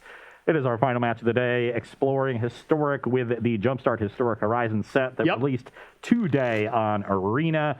We're having a good time with it. We are 1-1 in matches, so we were playing for the marbles. Yes. And now Corey is playing his favorite deck, as he said before the break, and that's Rakdos Arcanist. It's definitely my pet deck. I've loved it even when it was bad. It's become good. And it's no longer your pet deck. You cut the pet out of the deck. I did cut the pet. Yeah, no more Lurrus as the companion, but I still have just the cutest little pet if I need to summon it here. These cute little elementals here. Let me pinch those cheeks. But no, I'm playing that with Seasoned Pyromancer, DRC, and Unholy Heat. I think all great additions here. DRC especially. There was not many, if you don't have the Nut Draw, which is just Thoughtseizer, Inquisition, plus Dreadhorde Arcanist, being able to play DRC and just get the surveilling going so that you can fill your graveyard with hits. You can put Claim Fames into the yard. You can put Croxes into the yard. Even Seasoned Pyromancer. It's a little expensive, but you know, just find all the pieces that you need. You know, sometimes you don't find an Arcanist that helps you dig for those. Sometimes you don't have the right removal spell that you need, or you know, the Claim Fame that really sets up a busted turn. So like this is a little bit of a synergy-driven deck, even though it's a mid-range deck. Very and much you need a lot of card selection to make those decks work. And so adding card selection on a threat, great. Seems great. And yeah, I mean, I had to massage the numbers a little bit here, and I'm sure my numbers are not perfect when I was making choices here, because it was some tough cuts. Not only Lurrus as a companion, which is the toughest one for just 3 cards specifically. I was considering even putting some in the deck, in the main deck, like 3 and 2, but then that's, you know, 3 2-drops, or 5 total 5 total 3-drops, which I think is a little too much for this deck. So I decided with just the Pyromancers, and, you know, we're going to see how this goes, but I could easily see some of these numbers having to be flipped around. Yeah, and I'm going to be playing a little Mardu Vehicles here, Esper Sentinel being the big addition, but also want to try out Ingenious Smith. This is a pretty powerful card. I've got 20 artifacts, which is not a great number, but it's a solid one. But I like the idea of Ingenious Smith and a Nettle Cyst. You know, Smith sort of lets you flood the battlefield more with artifacts. I'm playing Blinkmoth Nexus as both a good thing to equip once they deal with the germ, but also increases the number of artifacts you have on the battlefield. So we're really focusing on my own aggression. I don't really interact in game 1. But I do have a lot of ways to play through heavy removal. Okay. And we both kind of have that as well, to play through removal. And I guess you don't have that much removal, but I'll be bringing in some in the sideboard. But game 1, it's going to be a slog. All right, I get to go first finally. Let's see if I can keep a hand. This looks to be a keeper. Yeah, this looks fun. It kind of doesn't resemble the same deck as much now, but, you know, whatever. We're going to try it. I will be keeping mine as well. Okay, I will take 2. I will debate on what I actually want to play to start, and I think it will be... it's tough. It's definitely one of these 2. I'm going to start with a Stitcher Supplier, and I'll pass to you. Milling Arcanist to Den or not Den, Hive. Den's the red one. Yep. Awakening. Okay. Well, that's... That's a Yep. Okay. I am just going to lead on Esper Sentinel. Okay. Make sure Corey's removal is as awkward as possible. Definitely. Okay, now I have the Den.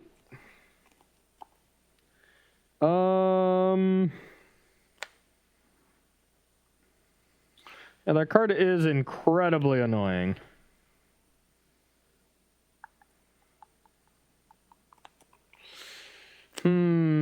I think I am just going to start with Claim. I'll draw a card. You can draw a card. I'll attack for 2. I go to 18. And Village writes this. Get that out of there. Draw 2 cards, and I'll pass to you. Okay, I have a Blinkmoth Nexus and a Heart of Kirin. Okay. Pass the turn. That's a good one. So I found a land, which was nice. And just easiest Delirium ever. Let's go with the beatdowns. 17. And we'll play some creatures. Pass to you. And you do have Delirium? I am Delirious.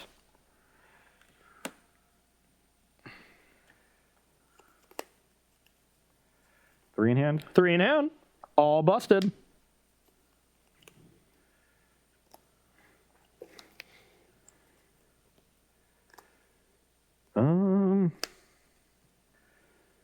I will play Ingenious Smith. Okay. Sub 4. Let's see how lucky Ross is going to be.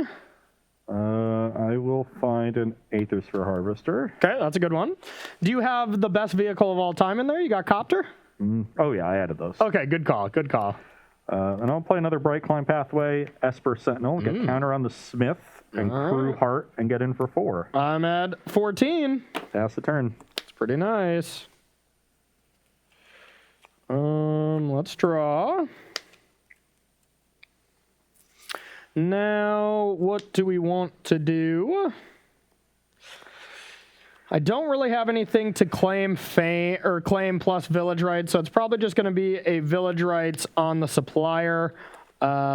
Seems like the place I want to start. So if that's the case, do I want to play this card first? The awkward thing with Channeler, Supplier, and Village Rights is you're just selecting which cards are going to be milled, right? Because this trigger will have to go above Village Rights. So you're casting the Village Rights as an additional cost. You sacrifice this. These will go on the stack at the same time. Yep. So I'm not actually. You get to mill first and then surveil. Oh, I do. To. Yeah. Oh, okay. Because this isn't going to go on the stack while you're paying costs, even though you technically sacrifice it first. Yeah. Those abilities aren't going to go on the stack until you're done paying for Village Rights, and then Village Rights goes on the stack. Then these two things will both go to trigger. Is that right, though? Because Village Rights you draw after the Supplier and the Surveil. Yeah, so the Village Rights will happen last. Yeah, that's what I was saying. Yeah. Is I can't manipulate the cards I'm actually drawing. Correct. Yeah. You can get the surveil after you mill. We were saying Okay. the kind of the same thing. I thought you had to surveil then mill then draw, but you can mill then surveil then draw. Mill then surveil then draw. Yeah, okay, so I guess last. I can. So you do basically get like a scry 1, surveil 1 then draw 2, which is better than nothing. That's true. Okay, so I'm going to play the other Dragon Rage Channeler then. Okay. Now I'm going to attack. I am going to Village Rights. That'll trigger Sentinel. Yeah, that's right. Do I want to pay the 1? I will pay the 1. Makes sense. So sack this. 2 surveil triggers I'll put behind the Stitcher Supplier. Yep. So Supplier's going to mill 3. And now I get to surveil twice. I don't mind that, since I have not played a land. So yeah, I'll just leave this on top, draw 2. Ooh. Play a land. What's up? And I'll take 2. Oh, because I'm not delirious anymore. Land, I see land, sorcerer, creature. Yep, you are right. So you only take 2. I'm at 15.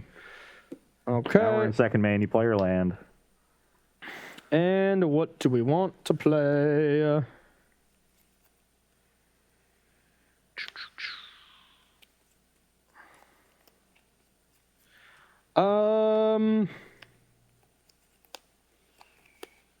This is a close one.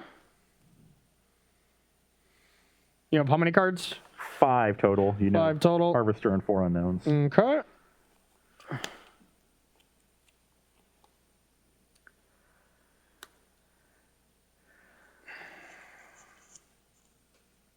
Let's go with an Unholy Heat on the Ingenious Smith. Surveil twice. I'm gonna bin this and bin this, and I'll pass to you.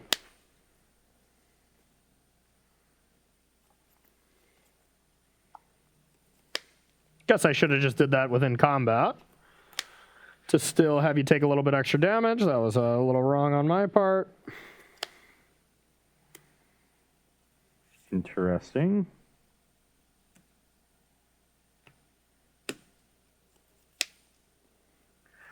Got a Spire. Okay, you got 4 of them like I did last round? Not quite. Okay. I only have 3 in my hand. Oh, of course, yeah. No, I'm not as good as you, Corey. Yeah, I knew it. First step's admitting. Nobody clipped that. There's our clip. You have 3 in hand? 3, yep.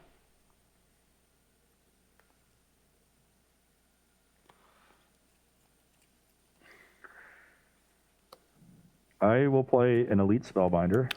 Okay, I have these cards. I guess you get to play a Pyromancer regardless. Mm-hmm. And if you do, you'll probably be discarding the other one. So I don't think taking a Pyromancer does anything, whereas taking a Kroxa might do something. Yep, not bad. So let's exile a Kroxa. Okay. Now I can freely... wait, hold on. We had to do this. I have a Toolcraft Exemplar. Okay. And we want to use this to crew the heart after the trigger in the beginning of the combat step. Okay. So the Spellbinder can crew the heart coming back. Then I'll attack for 4. Okay, I'll go to 10. So we got 10 to 15. Yep. And your hand is just 2 Seasoned Pyromancers. Correct. And I will pass the turn. All right. Yeah, that's pretty good. Yeah, Heart's pretty good against Dragon's Rage Channeler. Yeah, it really is. Also pretty good against Arcanist. Since I have to target something else. So I'm going to start with a Seasoned Pyromancer. Yep. I'm going to discard these 2 cards. Classic. I'll get 2 1/1s. And draw 2 cards. Yep. That was a good one.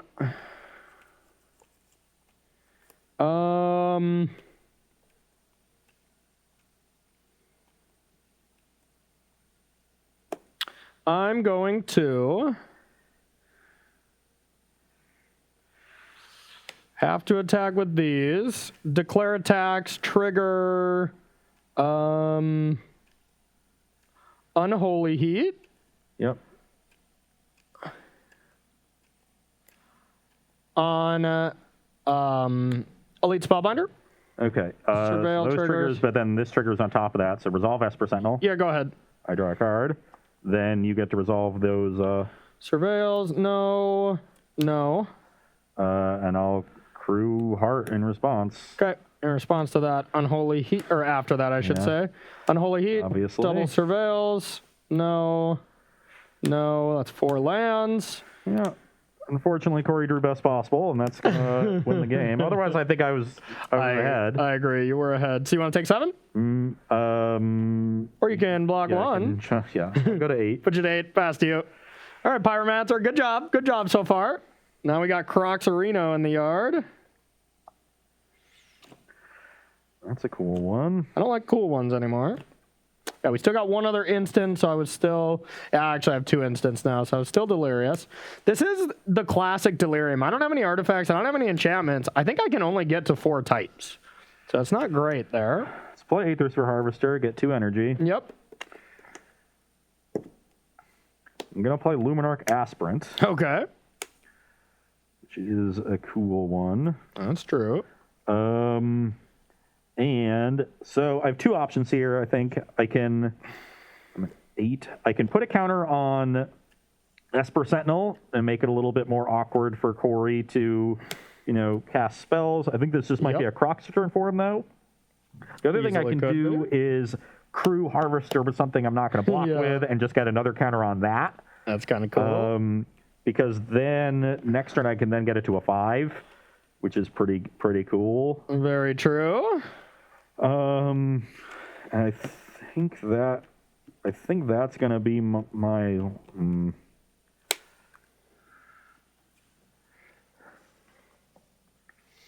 Still definitely not over. I was at very advantaged going into the end step here, but Harvester is a scary one. Vehicles in general are pretty tricky for me to deal with.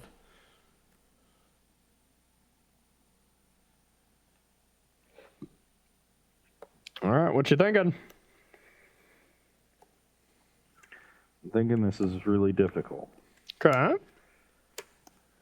Also, this idea of getting Harvester up to a 5 is probably not happening, but I think I do want to get it to a 4. Okay. So I'm going to make the crew Harvester play, put a +1/+1 counter on it. Okay. The Aspirant. And I just... Yeah, you just played Yeah, I just played it. Last turn You can attack with these if you want, but yeah, that's not... wouldn't recommend it. Okay, untap draw. Oh. It's kind of the one I was looking for. I don't even know if it's extremely good, but it's pretty cute.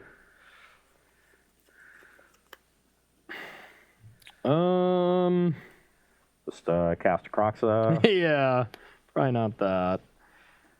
Let's see what we want to do.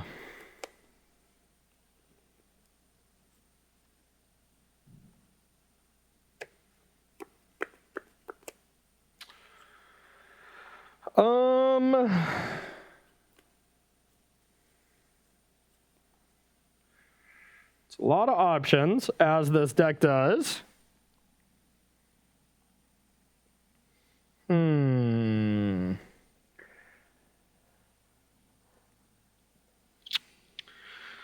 Let's go with...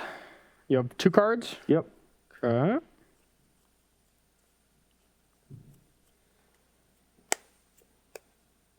Just wondering if I want to try to Croxa this turn at all, or if I just don't really care about it.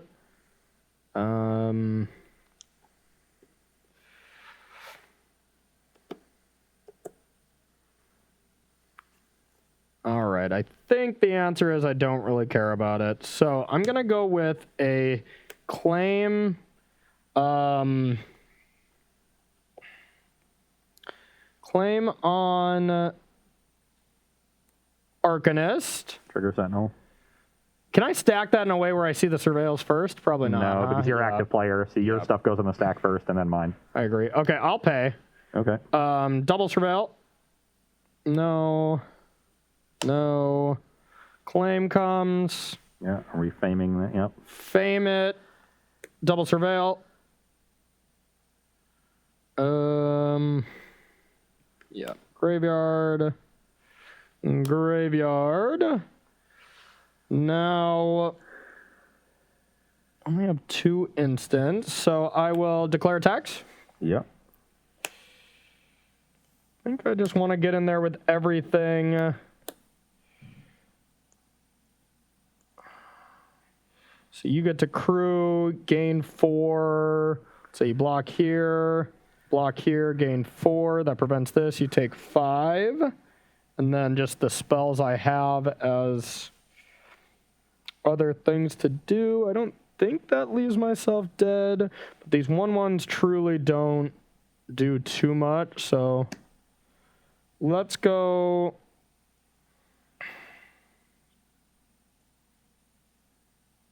Okay. All right, I think I've got it. I'll attack with everything. I'm going to target Unholy Heat and Claim Fame. Claim Fame has to be targeted with the Arcanist that has 3 power, since this is technically 3. So I'm going to target these 2. I'm going to Unholy Heat the Aspirant. And then I'm going to claim a Seasoned Pyromancer. That is not a legal target for claim. You are totally correct. Okay, do I want to do that then? I can still just claim back this if I want. Yeah, we'll claim back a DRC. That makes my play a little bit worse. Yeah, whatever. We'll still just claim back this, and then Unholy Heat that. I'll get 4 Surveil triggers. And then these will be exiled. 1, 2, 3, 4. Okay. Exemplar will crew Harvester. Okay. Harvester will block A DRC? I think so. I just want to check your graveyard. Yeah, go ahead. I left 1 instant in there. Didn't want to use Village Rites for that reason, because I think that would have left me out of Delirium. Yeah, your Arcanists are basically out of food, so I think I just want to deal with the big things. And then I think I got to do that, because this is... That's 9. One of them's 3 power, remember? Yeah, 3, 6, 7, 8, 9. So I guess I could leave the Pyromancer unblocked and take 11 but gain 4 and end at 1. Yep. So I could do that. I would end at 1. How can I then win the game? You're at 10. Yep. 4, 7. I wouldn't. Yeah. The DRC back is then being annoying. Yeah, my plan was Pyromancer back and get another 1/1 with discarding this spell. So I think I actually have to just trade for a token. Okay. Trade for one of you. Yeah, and then gain 4. So I'm going to end at 2. Yep. Pass to you. DRC down. Tricky turn there. I'm at 2. 2. Need a good draw there. Don't think that counts. Yeah.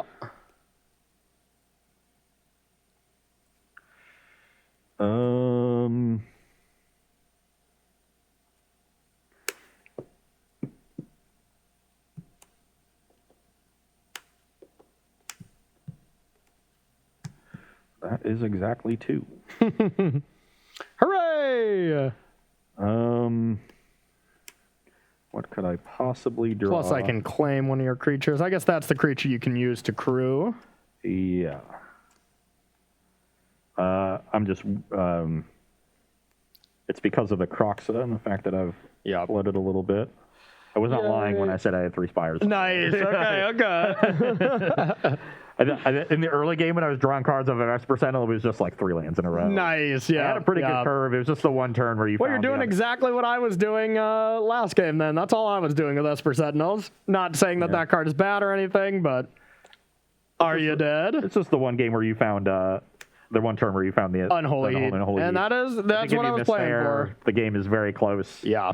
Unholy Heat just looked incredible there because, I mean, it would have been like shock or whatever, you know?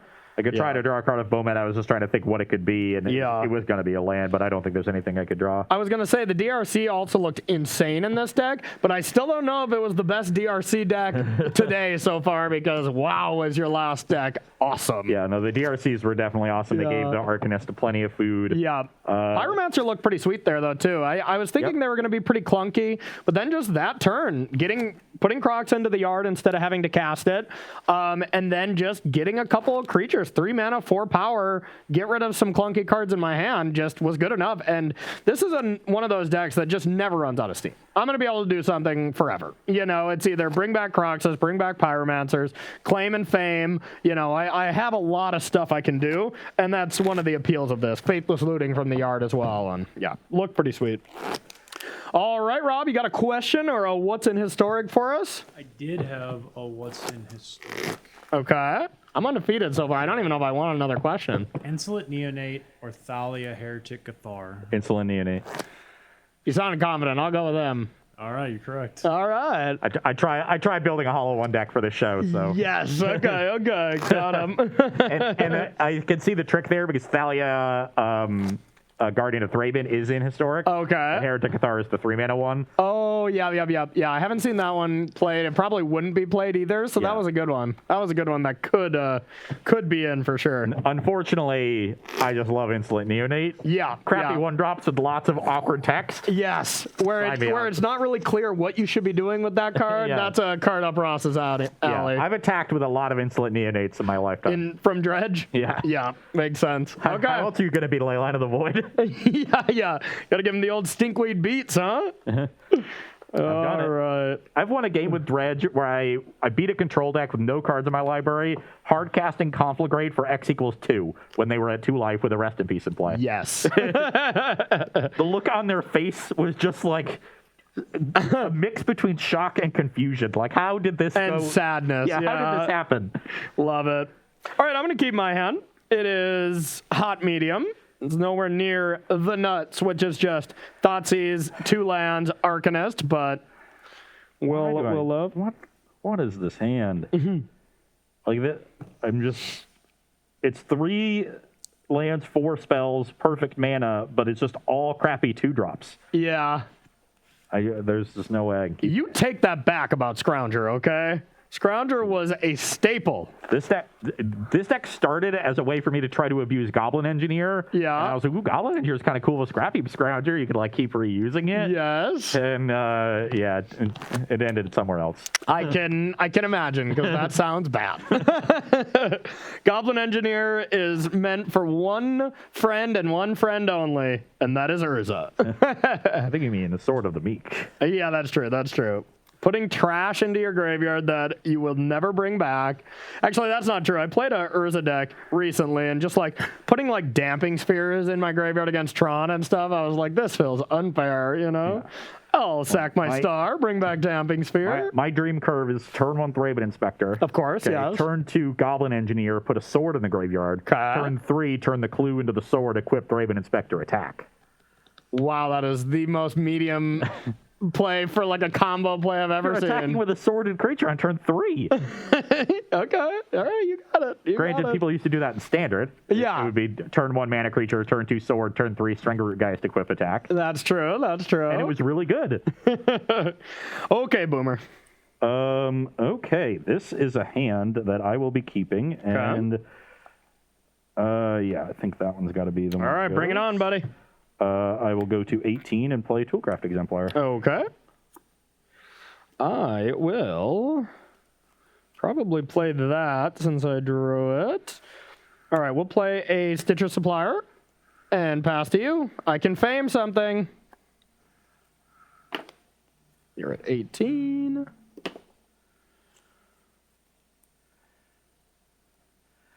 Spire, Heart, attack for 3. Okay. Do I want to block? It's not the worst, not the best. Sounds like it's somewhere in between. I'll block. Trigger. Got a Pyromancer there. Pass the turn. One tap, draw. Also got a Fame, a lot of marginal value. A lot of marginal. That's the name of the game here. I'll go to 18. I have a Stitcher Supplier. Okay, and I'll pass to you.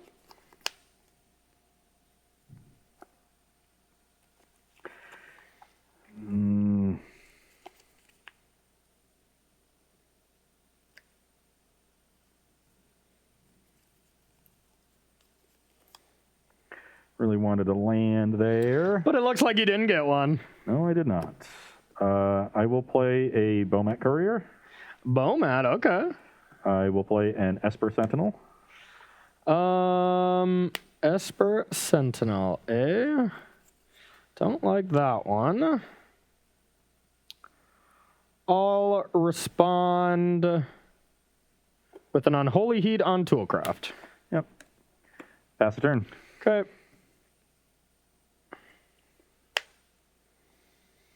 That was a pretty sweet draw.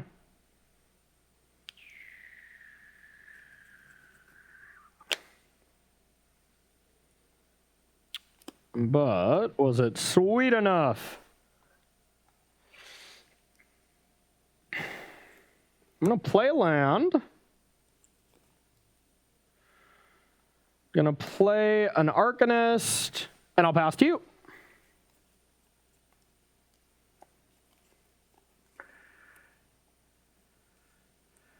Unsurprisingly, the land comes a turn late. Yep. That'll probably decide this game. That's the spirit. I really love your constant flow of optimism. It's really uplifting. We get beaten down so many times, Corey, before it just becomes your reality. Yeah, that's true. It was my reality, like at the start of this year, so I feel that. I got a lot of goods. I have Unholy Heat, Thoughtseize, and I guess that's it. I do got some claim shenanigans. But yeah, pretty much only Thoughtseize or all the Unholy Heats, which is still good enough. Actually, not going to take the 2 here. Okay. I'm going to play. So you're at Dark 18? Aspirant. Yes. Let me still at 18. Okay. Go to beginning of combat. I will put a counter on Bomat Courier. Okay. I will then crew Heart of Kieran and attack for 4. All right, I'll take it. You go to 14. 14. 14, 18. Yeah, pass turn.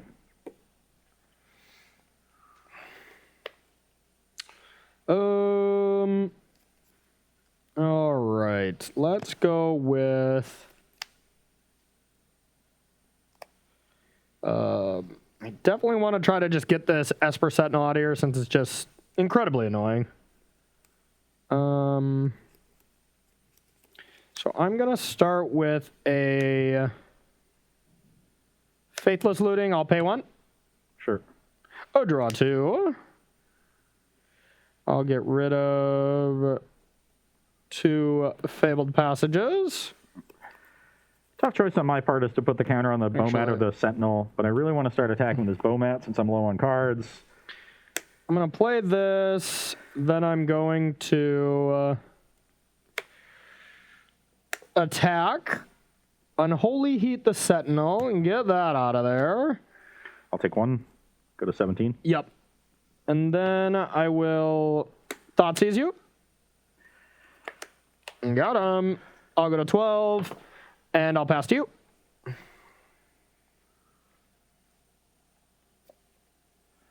a good draw. Uh-oh. Play Toolcraft. Okay, that does seem pretty strong. Being in combat, I'll get counter on... I guess I don't need another counter on the Bowmat. So let's put counter on the Aspirant so it can attack 2 and Crew Heart and get in for 8 card under the Bowmat.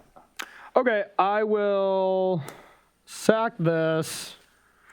Awkwardly have to get a swamp here. I'm going to block, block Bowmat, I guess. And I'll Village Rights this. Okay, so mill 3 first. Yep. 1, 2, 3. Draw 2. And you take 6. Take 6. Brings you to 6. All right. Pass the turn. I'm in trouble.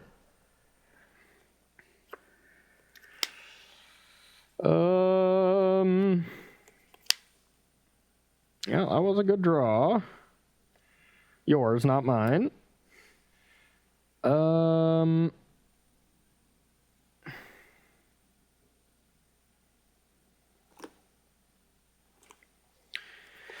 What can we do here? If given enough time, I just get to kill all your threats, but time is one thing I don't have.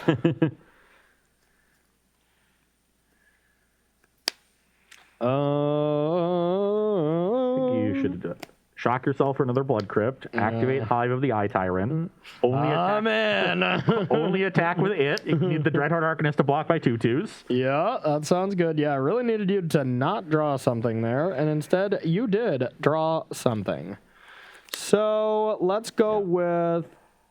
The very good draw there kind of negated the lack of third land. Yep, that's true. One bad draw, one good draw. I'll attack, and we will Unholy Heat. And they're all good. They really are.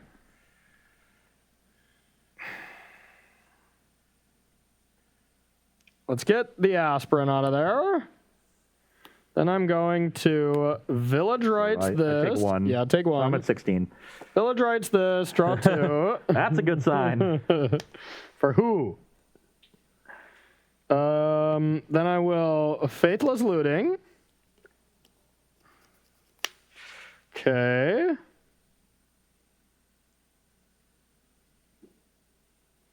Then I'll discard, guess these.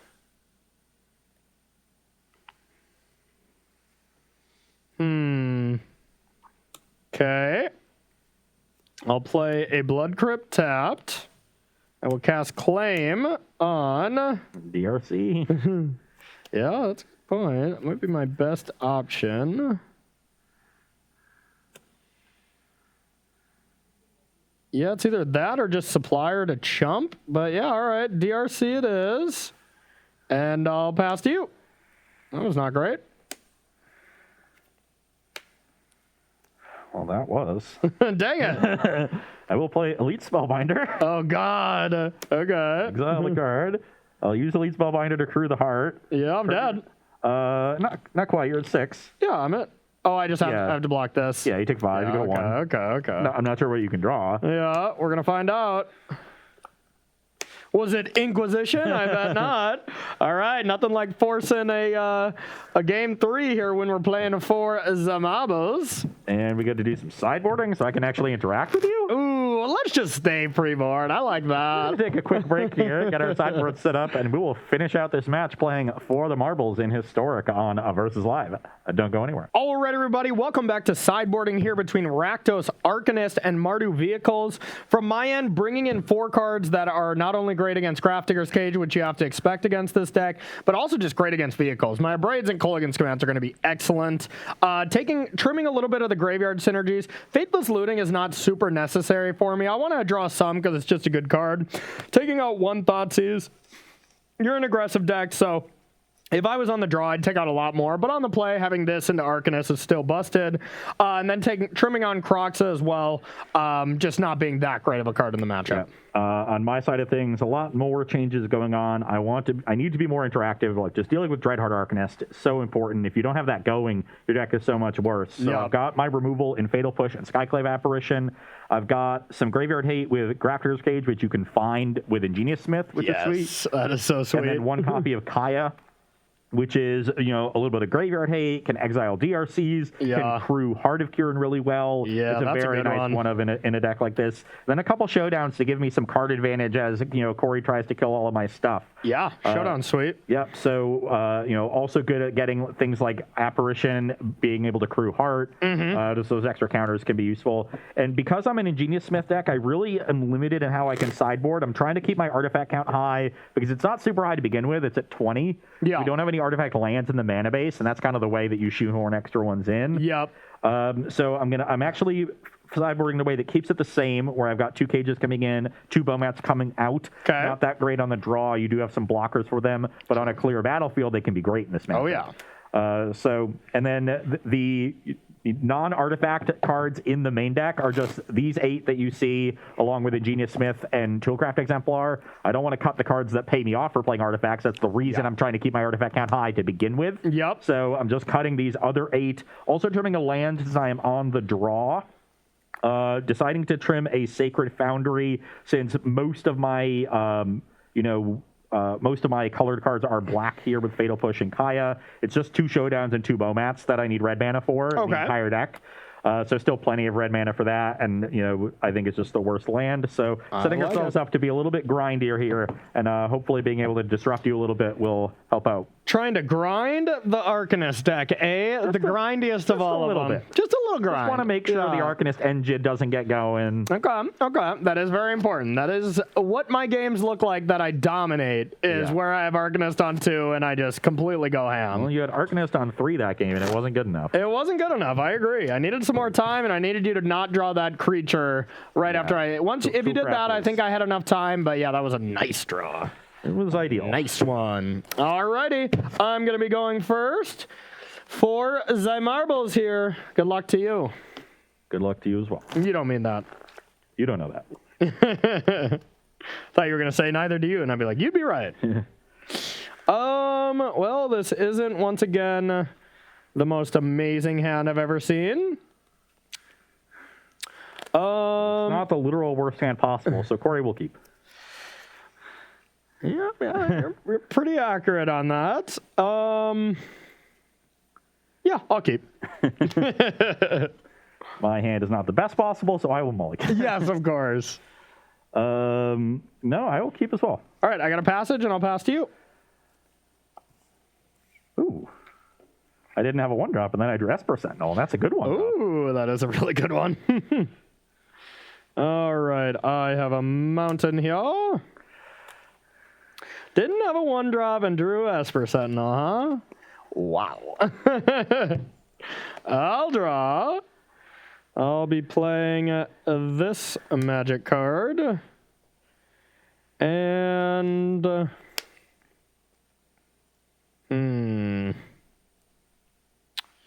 It's tricky.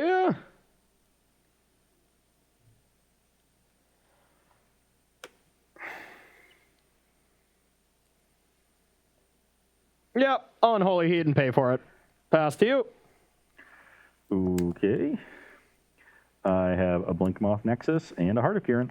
Okay. Pass the turn. I have a land and a DRC, and I'll pass to you.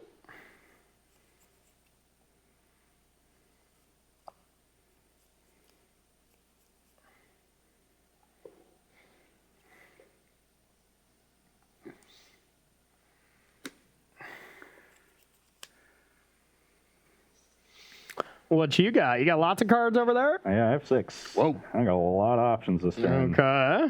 Don't like that. I am option flooded. Must be. What are you trying to do over there? Nobody knows. Holding up 2 mana suggests a Braid, where it doesn't matter if I crew Heart of Kirin or not. Okay. And Unholy doesn't kill Heart yet. I'd have to get pretty lucky. Yeah.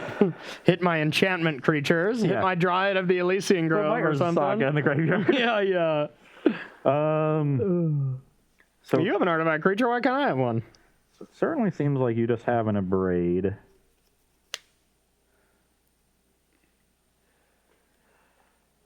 Okay, I'm going to play Scrap Heap Scrounger. The Scroungeroo. Okay. I will crew Heart. Okay. Attack for 4. I'll abrade it. Yeah. Surveil. Do not want that land. And now you have 3 in hand? Not passing the turn. 3, yep. Yeah, there will be no passing. No passing has been declared. Yeah, I'm going to take 2 and play a Toolcraft. Okay. I'm at 18. Pass the turn. All right. Upkeep. See if I want to do anything to manipulate my draws a little bit. It's not the worst idea.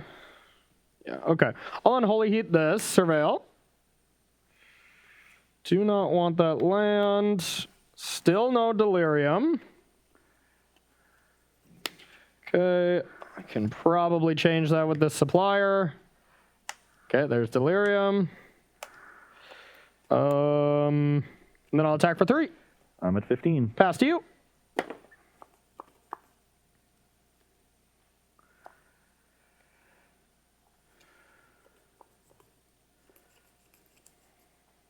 Attack for 3. Yeah, I'll take it. 17. Fatal Push the DRC. Rude. Okay. Thought about doing that last turn, but you were so far away from Delirium. It wasn't clear. You'd already used some removal spells. Yeah. But ended up getting a little bit punished. Just wanted to be aggressive. But like your Unholy Heat would have been bad then. Yeah. You would have just played on the end step. But the big thing is you got to Surveil and didn't draw a land that I would have liked you to draw. That's true. Got another Toolcraft there. Okay. And tap Courtyard, and then I'll pass.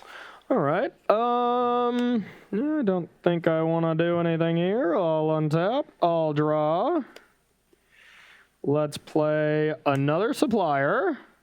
The supplies are flowing. All right, there's a Seasoned Pyromancer has something to do once I get 5 mana, which will probably never happen. And I will pass to you.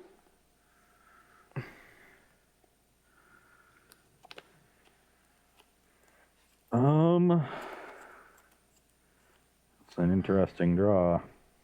Interesting.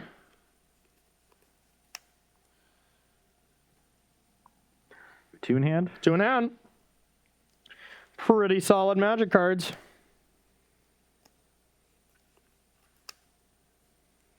I am going to play an Ingenious Smith. Okay. Look at the top 4. Sure.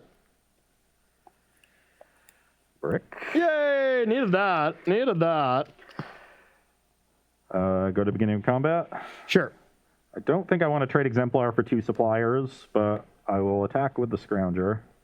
Okay. I don't think I want to trade my Stitcher Suppliers for your one card in graveyard. So yeah, I'll take it. I'll go to 14. Yep. I'll pass the turn.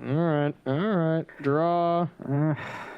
Definitely got punished for that Ingenious Smith. That was not a good top deck, but I will fire it off. I got a Thoughtseize. Damn it. Now you get a much better card. Yay. I could have played Harvester and then animated the Nexus, so Exemplar had first strike. Yep. But I figured, like, I'm going to have a lot of 1s. I really wanted to hit a Cage. Yeah. If you double block, you could hit, like, Claim Fame and start getting something going.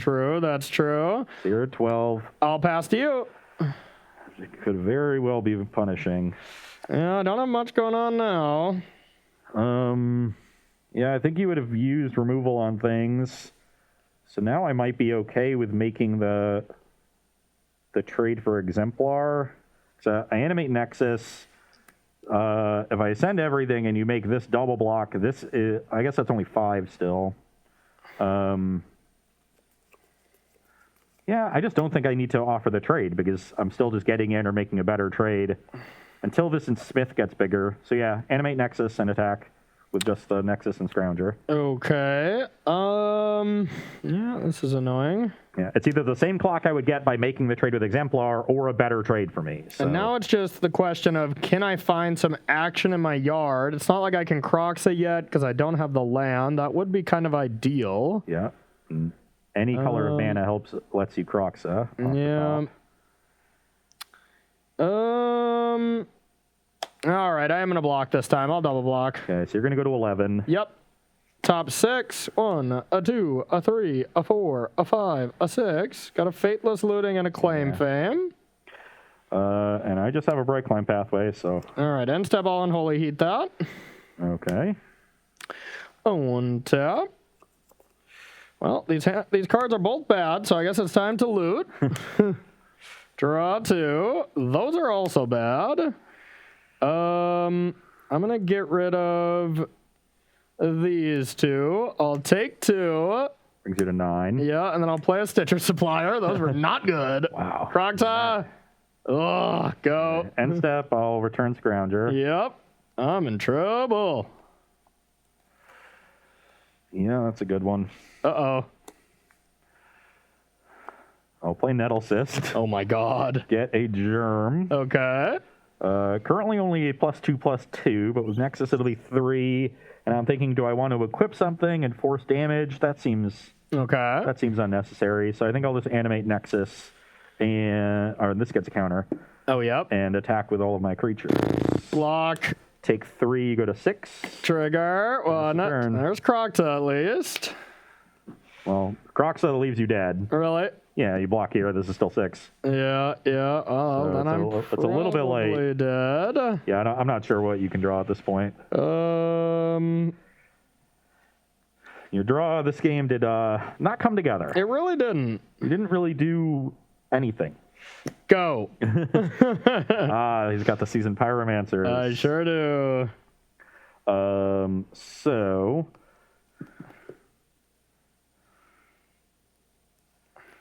Those are just going to have to...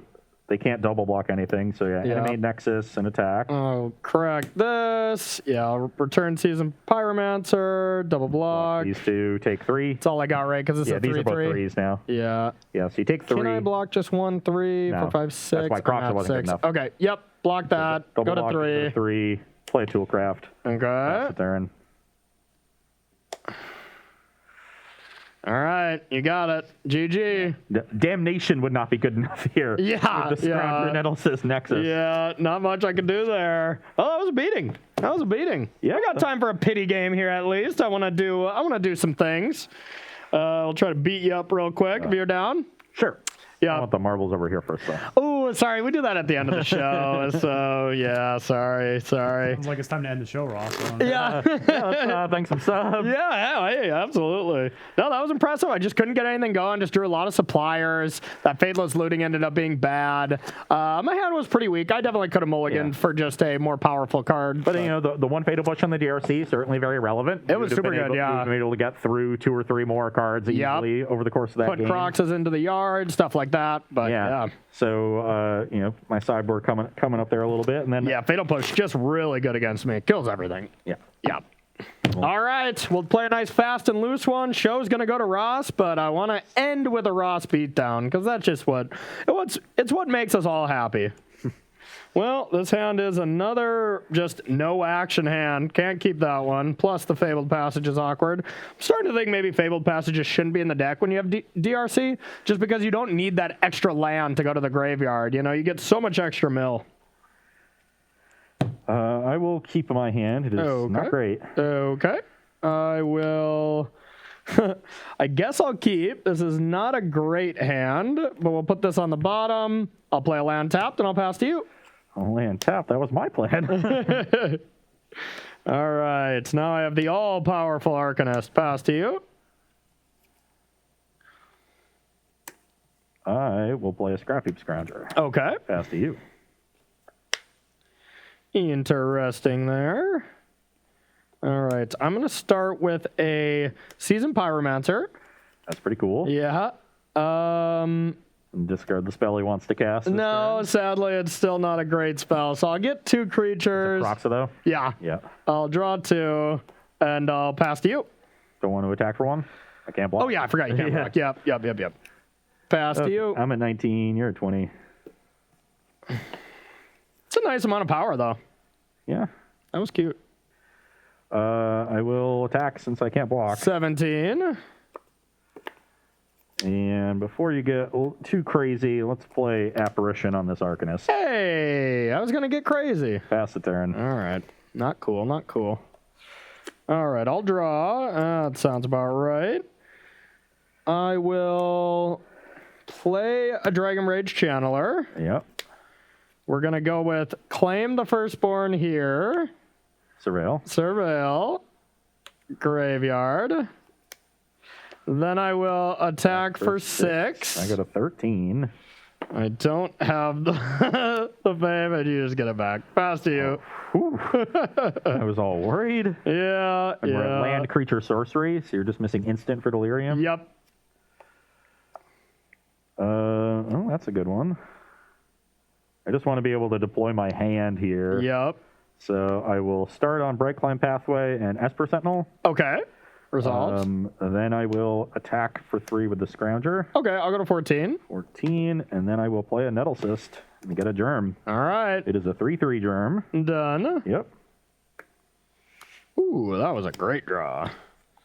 So let's start with a Stitch of Supplier. Creature, sorcery, instant added. So that's Delirium. Now we'll for sure attack with this. I go to 10. I have a land, and Crocs is coming. Let's keep a Faithless Looting in my yard, I guess.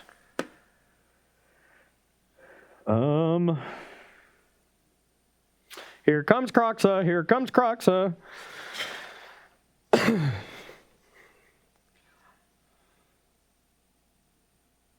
What would you like to discard?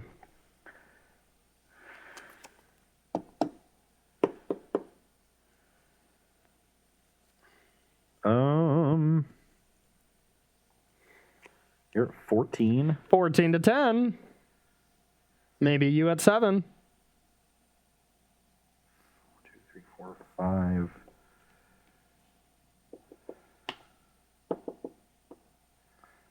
I will discard Ingenious Smith. Pass to you.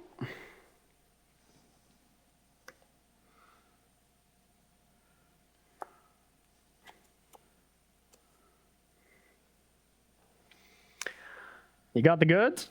Whatever happens, leave my Crocs alone, okay? It did nothing. It did no harm. That's not a great draw.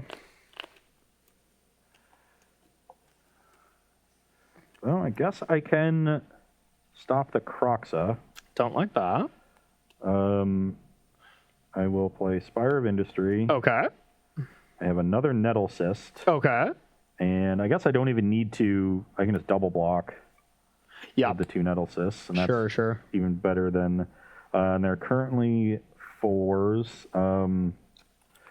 So let's tap like that. That makes sense. Now I can either attack with the Nexus for 1.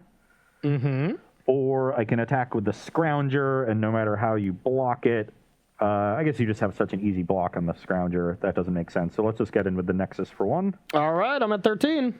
You're at 13, pass the turn. Okay, a draw.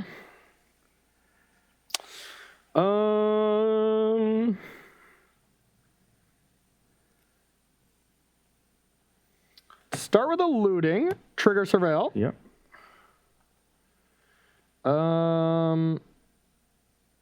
It's kind of a good magic card. Oh, sorry, I guess I gotta pay 1, yeah. So you want to give me a card?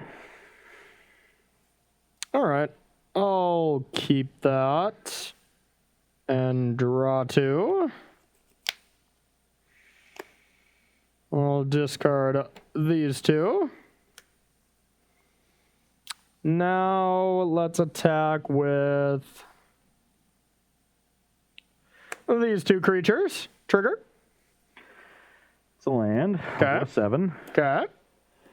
I will indeed double block the Croxa. Okay. Just a 1/1 too, if you want to block that. No, I think I'm okay with that. So just double blocking, they're both 4/4s.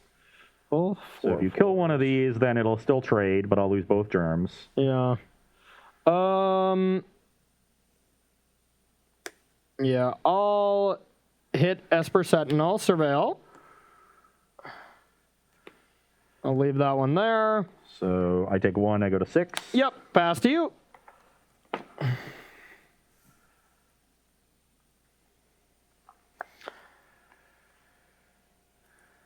And you have Delirium? I do, yep.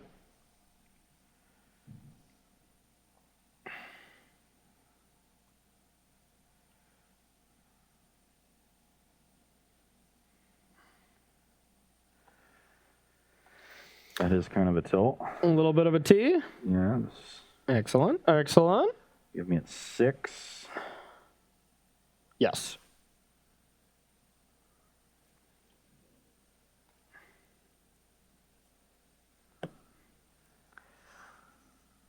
Nettle Cyst is a good card.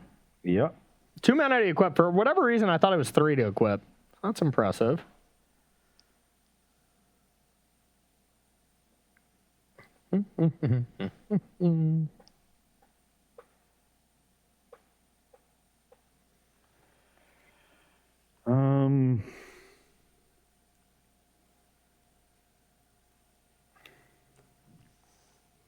What you got, Merriam? What you got? You know your top card. And it's good.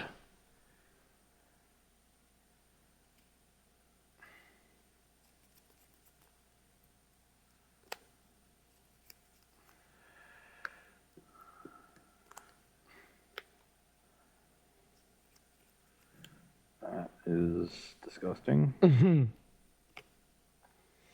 What you got? What you got?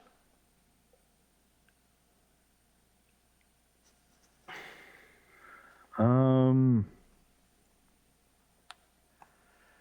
don't have anything good. Excellent. I think I have to be aggressive. Okay. So we're going to fire up the Blink Moth. Got to equip a Nettle Cyst to it in order for it to attack through the DRC. Okay.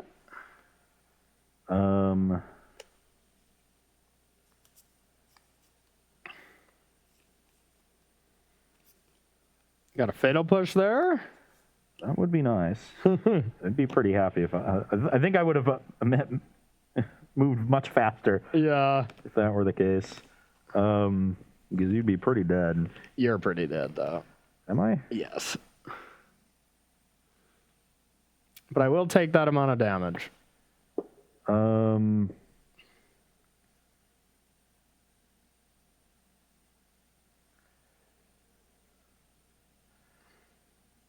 Yeah, so I can't get the apparition out of Unholy Heat range. Damn,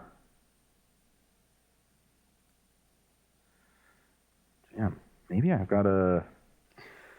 Clock, fast and loose.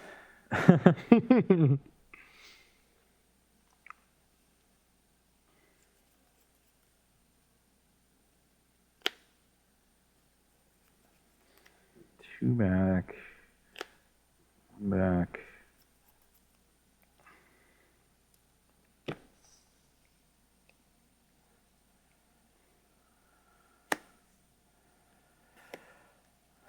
It's one short, unfortunately, because they're both +4, so it's 12. With you at 13. Take it.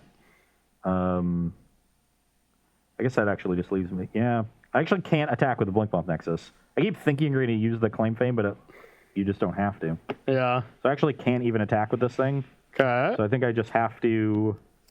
Just double equip. Yeah, which is still not very good. I think I'm going to equip, and then just get in for 5 or 6. Okay.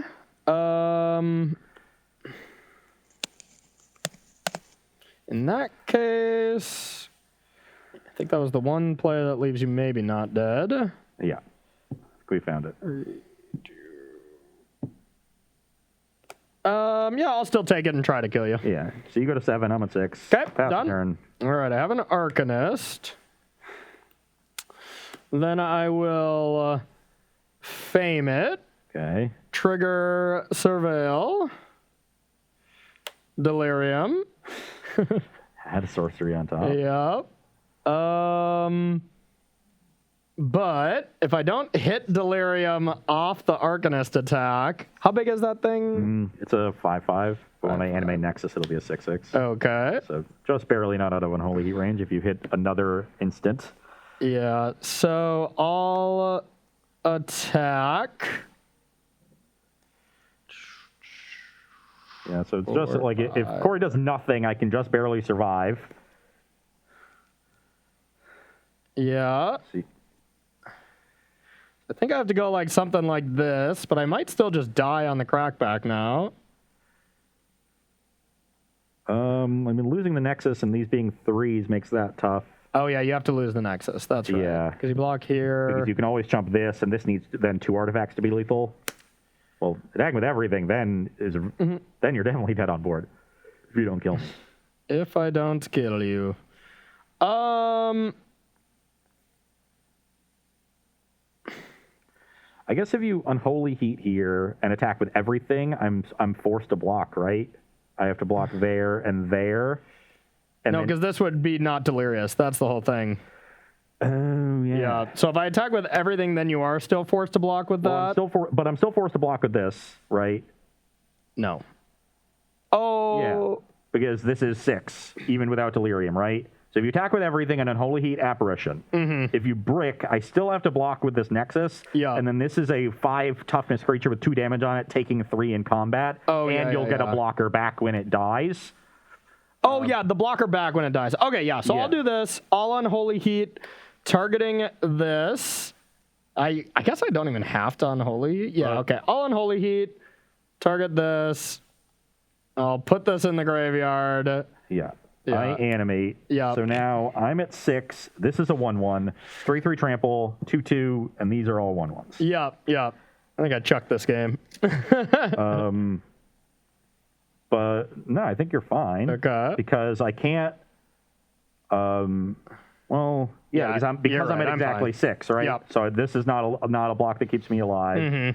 So I basically just have to block the Arcanist. Yep. And probably just trade for the Channeler and go to 1. Yep. And then I get an illusion. And I basically have to draw a Fatal Push. Yep. Because You get a draw for it though. I don't think there's a way. Yeah, I just have to block this. Yep. And I can't do it. I can't do it like this because Yep. that also takes exactly 6. Yep. And you don't have 1 more mana to be able to pump that. Yeah. Yeah. That Okay. So these are dead. You go to 1 and rip the top. Yeah, that's what it comes down to. I needed 1 more life to make this awkward for you. I kind of want you to get it at this point. I kind of want you to get this Fatal Push. I could also draw. Can I draw Aether Sphere Harvester? Bet you can get Apparition too. Nope, you can't get. Do it. Slam it. Wrong one drop. Percentile draws a card. Yes, of course, of course. Okay, showdown. You're dead. You're dead. That was a pretty cool game. Yeah, I definitely felt better when I had some threats. When I'm just all reactive, your deck can go the distance. That's the one thing I learned from this matchup. Was great. Actually, I think it came down to me drawing a land and being forced to discard a land to the Croxa. Like that 3 damage was super relevant. That's true. That's true. And then you having finding an Unholy Heat. It was all the cheaper. Unholy Heat was excellent in this deck. Yeah. Really good. So, all right, you win. Congratulations. The marbles are finally back on your side. It's been a while.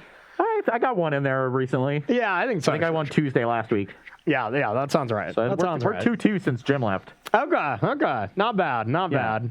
And so that's fine. Okay. Well, hey, this was I won with the 2 decks I really wanted to win with. The deck I built and that super sweet deck from Dom. That deck was definitely the deck of the show. I love that. I like Arcanist as well. I think it needs some fine tuning, but still a solid deck. Look good. They did. I was excited for that. I think I kind of don't even want like the claim village rights stuff. Depending on the metagame. Pyromancer is good with village rights. So. That's true. Yeah. So, yeah, we'll massage the numbers on this deck. You best believe in the historic cues, I'm going to be playing this and that. I also really like the elemental tokens you had. They were very handsome. Those were hideous, but I prefer the ones they have on Arena. So, all right, we're a little past time here, so we're going to thank some subs, we're going to thank some sponsors, and we're going to head out of here. Unfortunately, no new subs today, but thank you to all of our other subs. And if you'd like to support Star City Games in another way, you can join SCG Premium. $7.99 a month will get you access to exclusive content from our fantastic staff of content creators, as well as some other perks, which are 5% off of sealed product, 10% off of singles, and 15% off of supplies. So head on over to starcitygames.com/join-premium and sign up today. Absolutely. And we got the SCG Tour coming back. We got a couple weeks off, but later into September, it'll be kicking off again online. So same format there, 4-2 or better as we've done before on these online events. We'll get you qualified for the Sunday Championship Qualifier. 5-1 gets you 1 bye, 6-0 gets you 2 buys, as well as if you 6-0, you get that luxurious invite to the Invitational here in Roanoke, Virginia, for a nice in-person Magic tournament again. It's going to be really exciting. If you want more information on that, go to starcitygames.com/SCG Tour online. And with in-person Magic returning, if you need to pick up some cards to update your collection, get rid of some old ones, do keep in mind that Star City Games is always buying, and the process has never been easier because there are so many ways to do it. You can use the buy list feature on the website. You can make an appointment and come into the store to do your business in person. You can mail your cards in and let SCG do the work for you. And if your collection is big enough, you can make an appointment and have SCG come to you. So pick whichever works best for your situation. And remember that if you are trading in cards for store credit, you will get a 30% bonus on that trade-in. Absolutely. And we got some new sets here coming out very shortly here. First one being Innistrad Midnight Hunt. That is shaping up to look like a sweet set. No cards previewed yet, but you can pre-order sealed product. And I just can't wait. Standard rotation. That's the main thing. We got a couple cards recently, right? There's like the new Opt that surveils instead of Scry. Oh, yeah, that's right. There's like 3 or 4 cards. There's a Shock that Scries if it goes upstairs. Yeah, okay. There's some cool ones. But for now, we're just doing pre-ordering on sealed products. So if you want to be the first one to get some of this sealed product, you can go to starcitygames.com/previews to get more information on that. We'd also like to thank our sponsor, Coalesce Apparel. If you like the shirts that we wear, you can find their entire collection of t-shirts, hoodies, and stickers at coalesceapparel.shop. And be sure to use the gift code SCG when checking out to get 10% off of your purchase as well. Absolutely. Last order of business is the sale that we going on. SCG always has a sale every single week, and we love them. They're always exciting. This one is going to be just dollar select items. So we got the select items you can go check out at starcitygames.com/sale to get some more information on that. Now, remember, the sale does end Monday at 10:59 a.m., so get those orders in over the weekend here. Yeah. So historic looking cool. Yeah. Fun decks. I really hope that red deck has legs. You always want to test it against aggression and test it against disruption. Yes. So it looked good against aggression, and that makes sense because it was reasonably fast and has a bunch of creature removal. Really fast. But against like opposing decks that are killing your runaway Steamkins and things in ways that you can't answer. Yeah. Just fatal pushes and unholy heats. You do have some good card advantage. Showdown, Burgie's other side, Harnfell. Faithless Looting helping you out so you don't flood late in the game. So I got to see it there, but step 1 looked great. Yeah, looked really sweet. I have to agree. And this is the perfect time to be playing a deck like that on Arena because, well, nobody's interacting. Day 1, nobody interacts. You just try really cool stuff. So this is the day you want to be doing it, and that's what I'm going to be doing after this. So that's going to do it for us, y'all. We will be back Tuesday at 1 p.m. Eastern time. So for Ross Merriam, I'm Corey Baumeister. We'll see you then.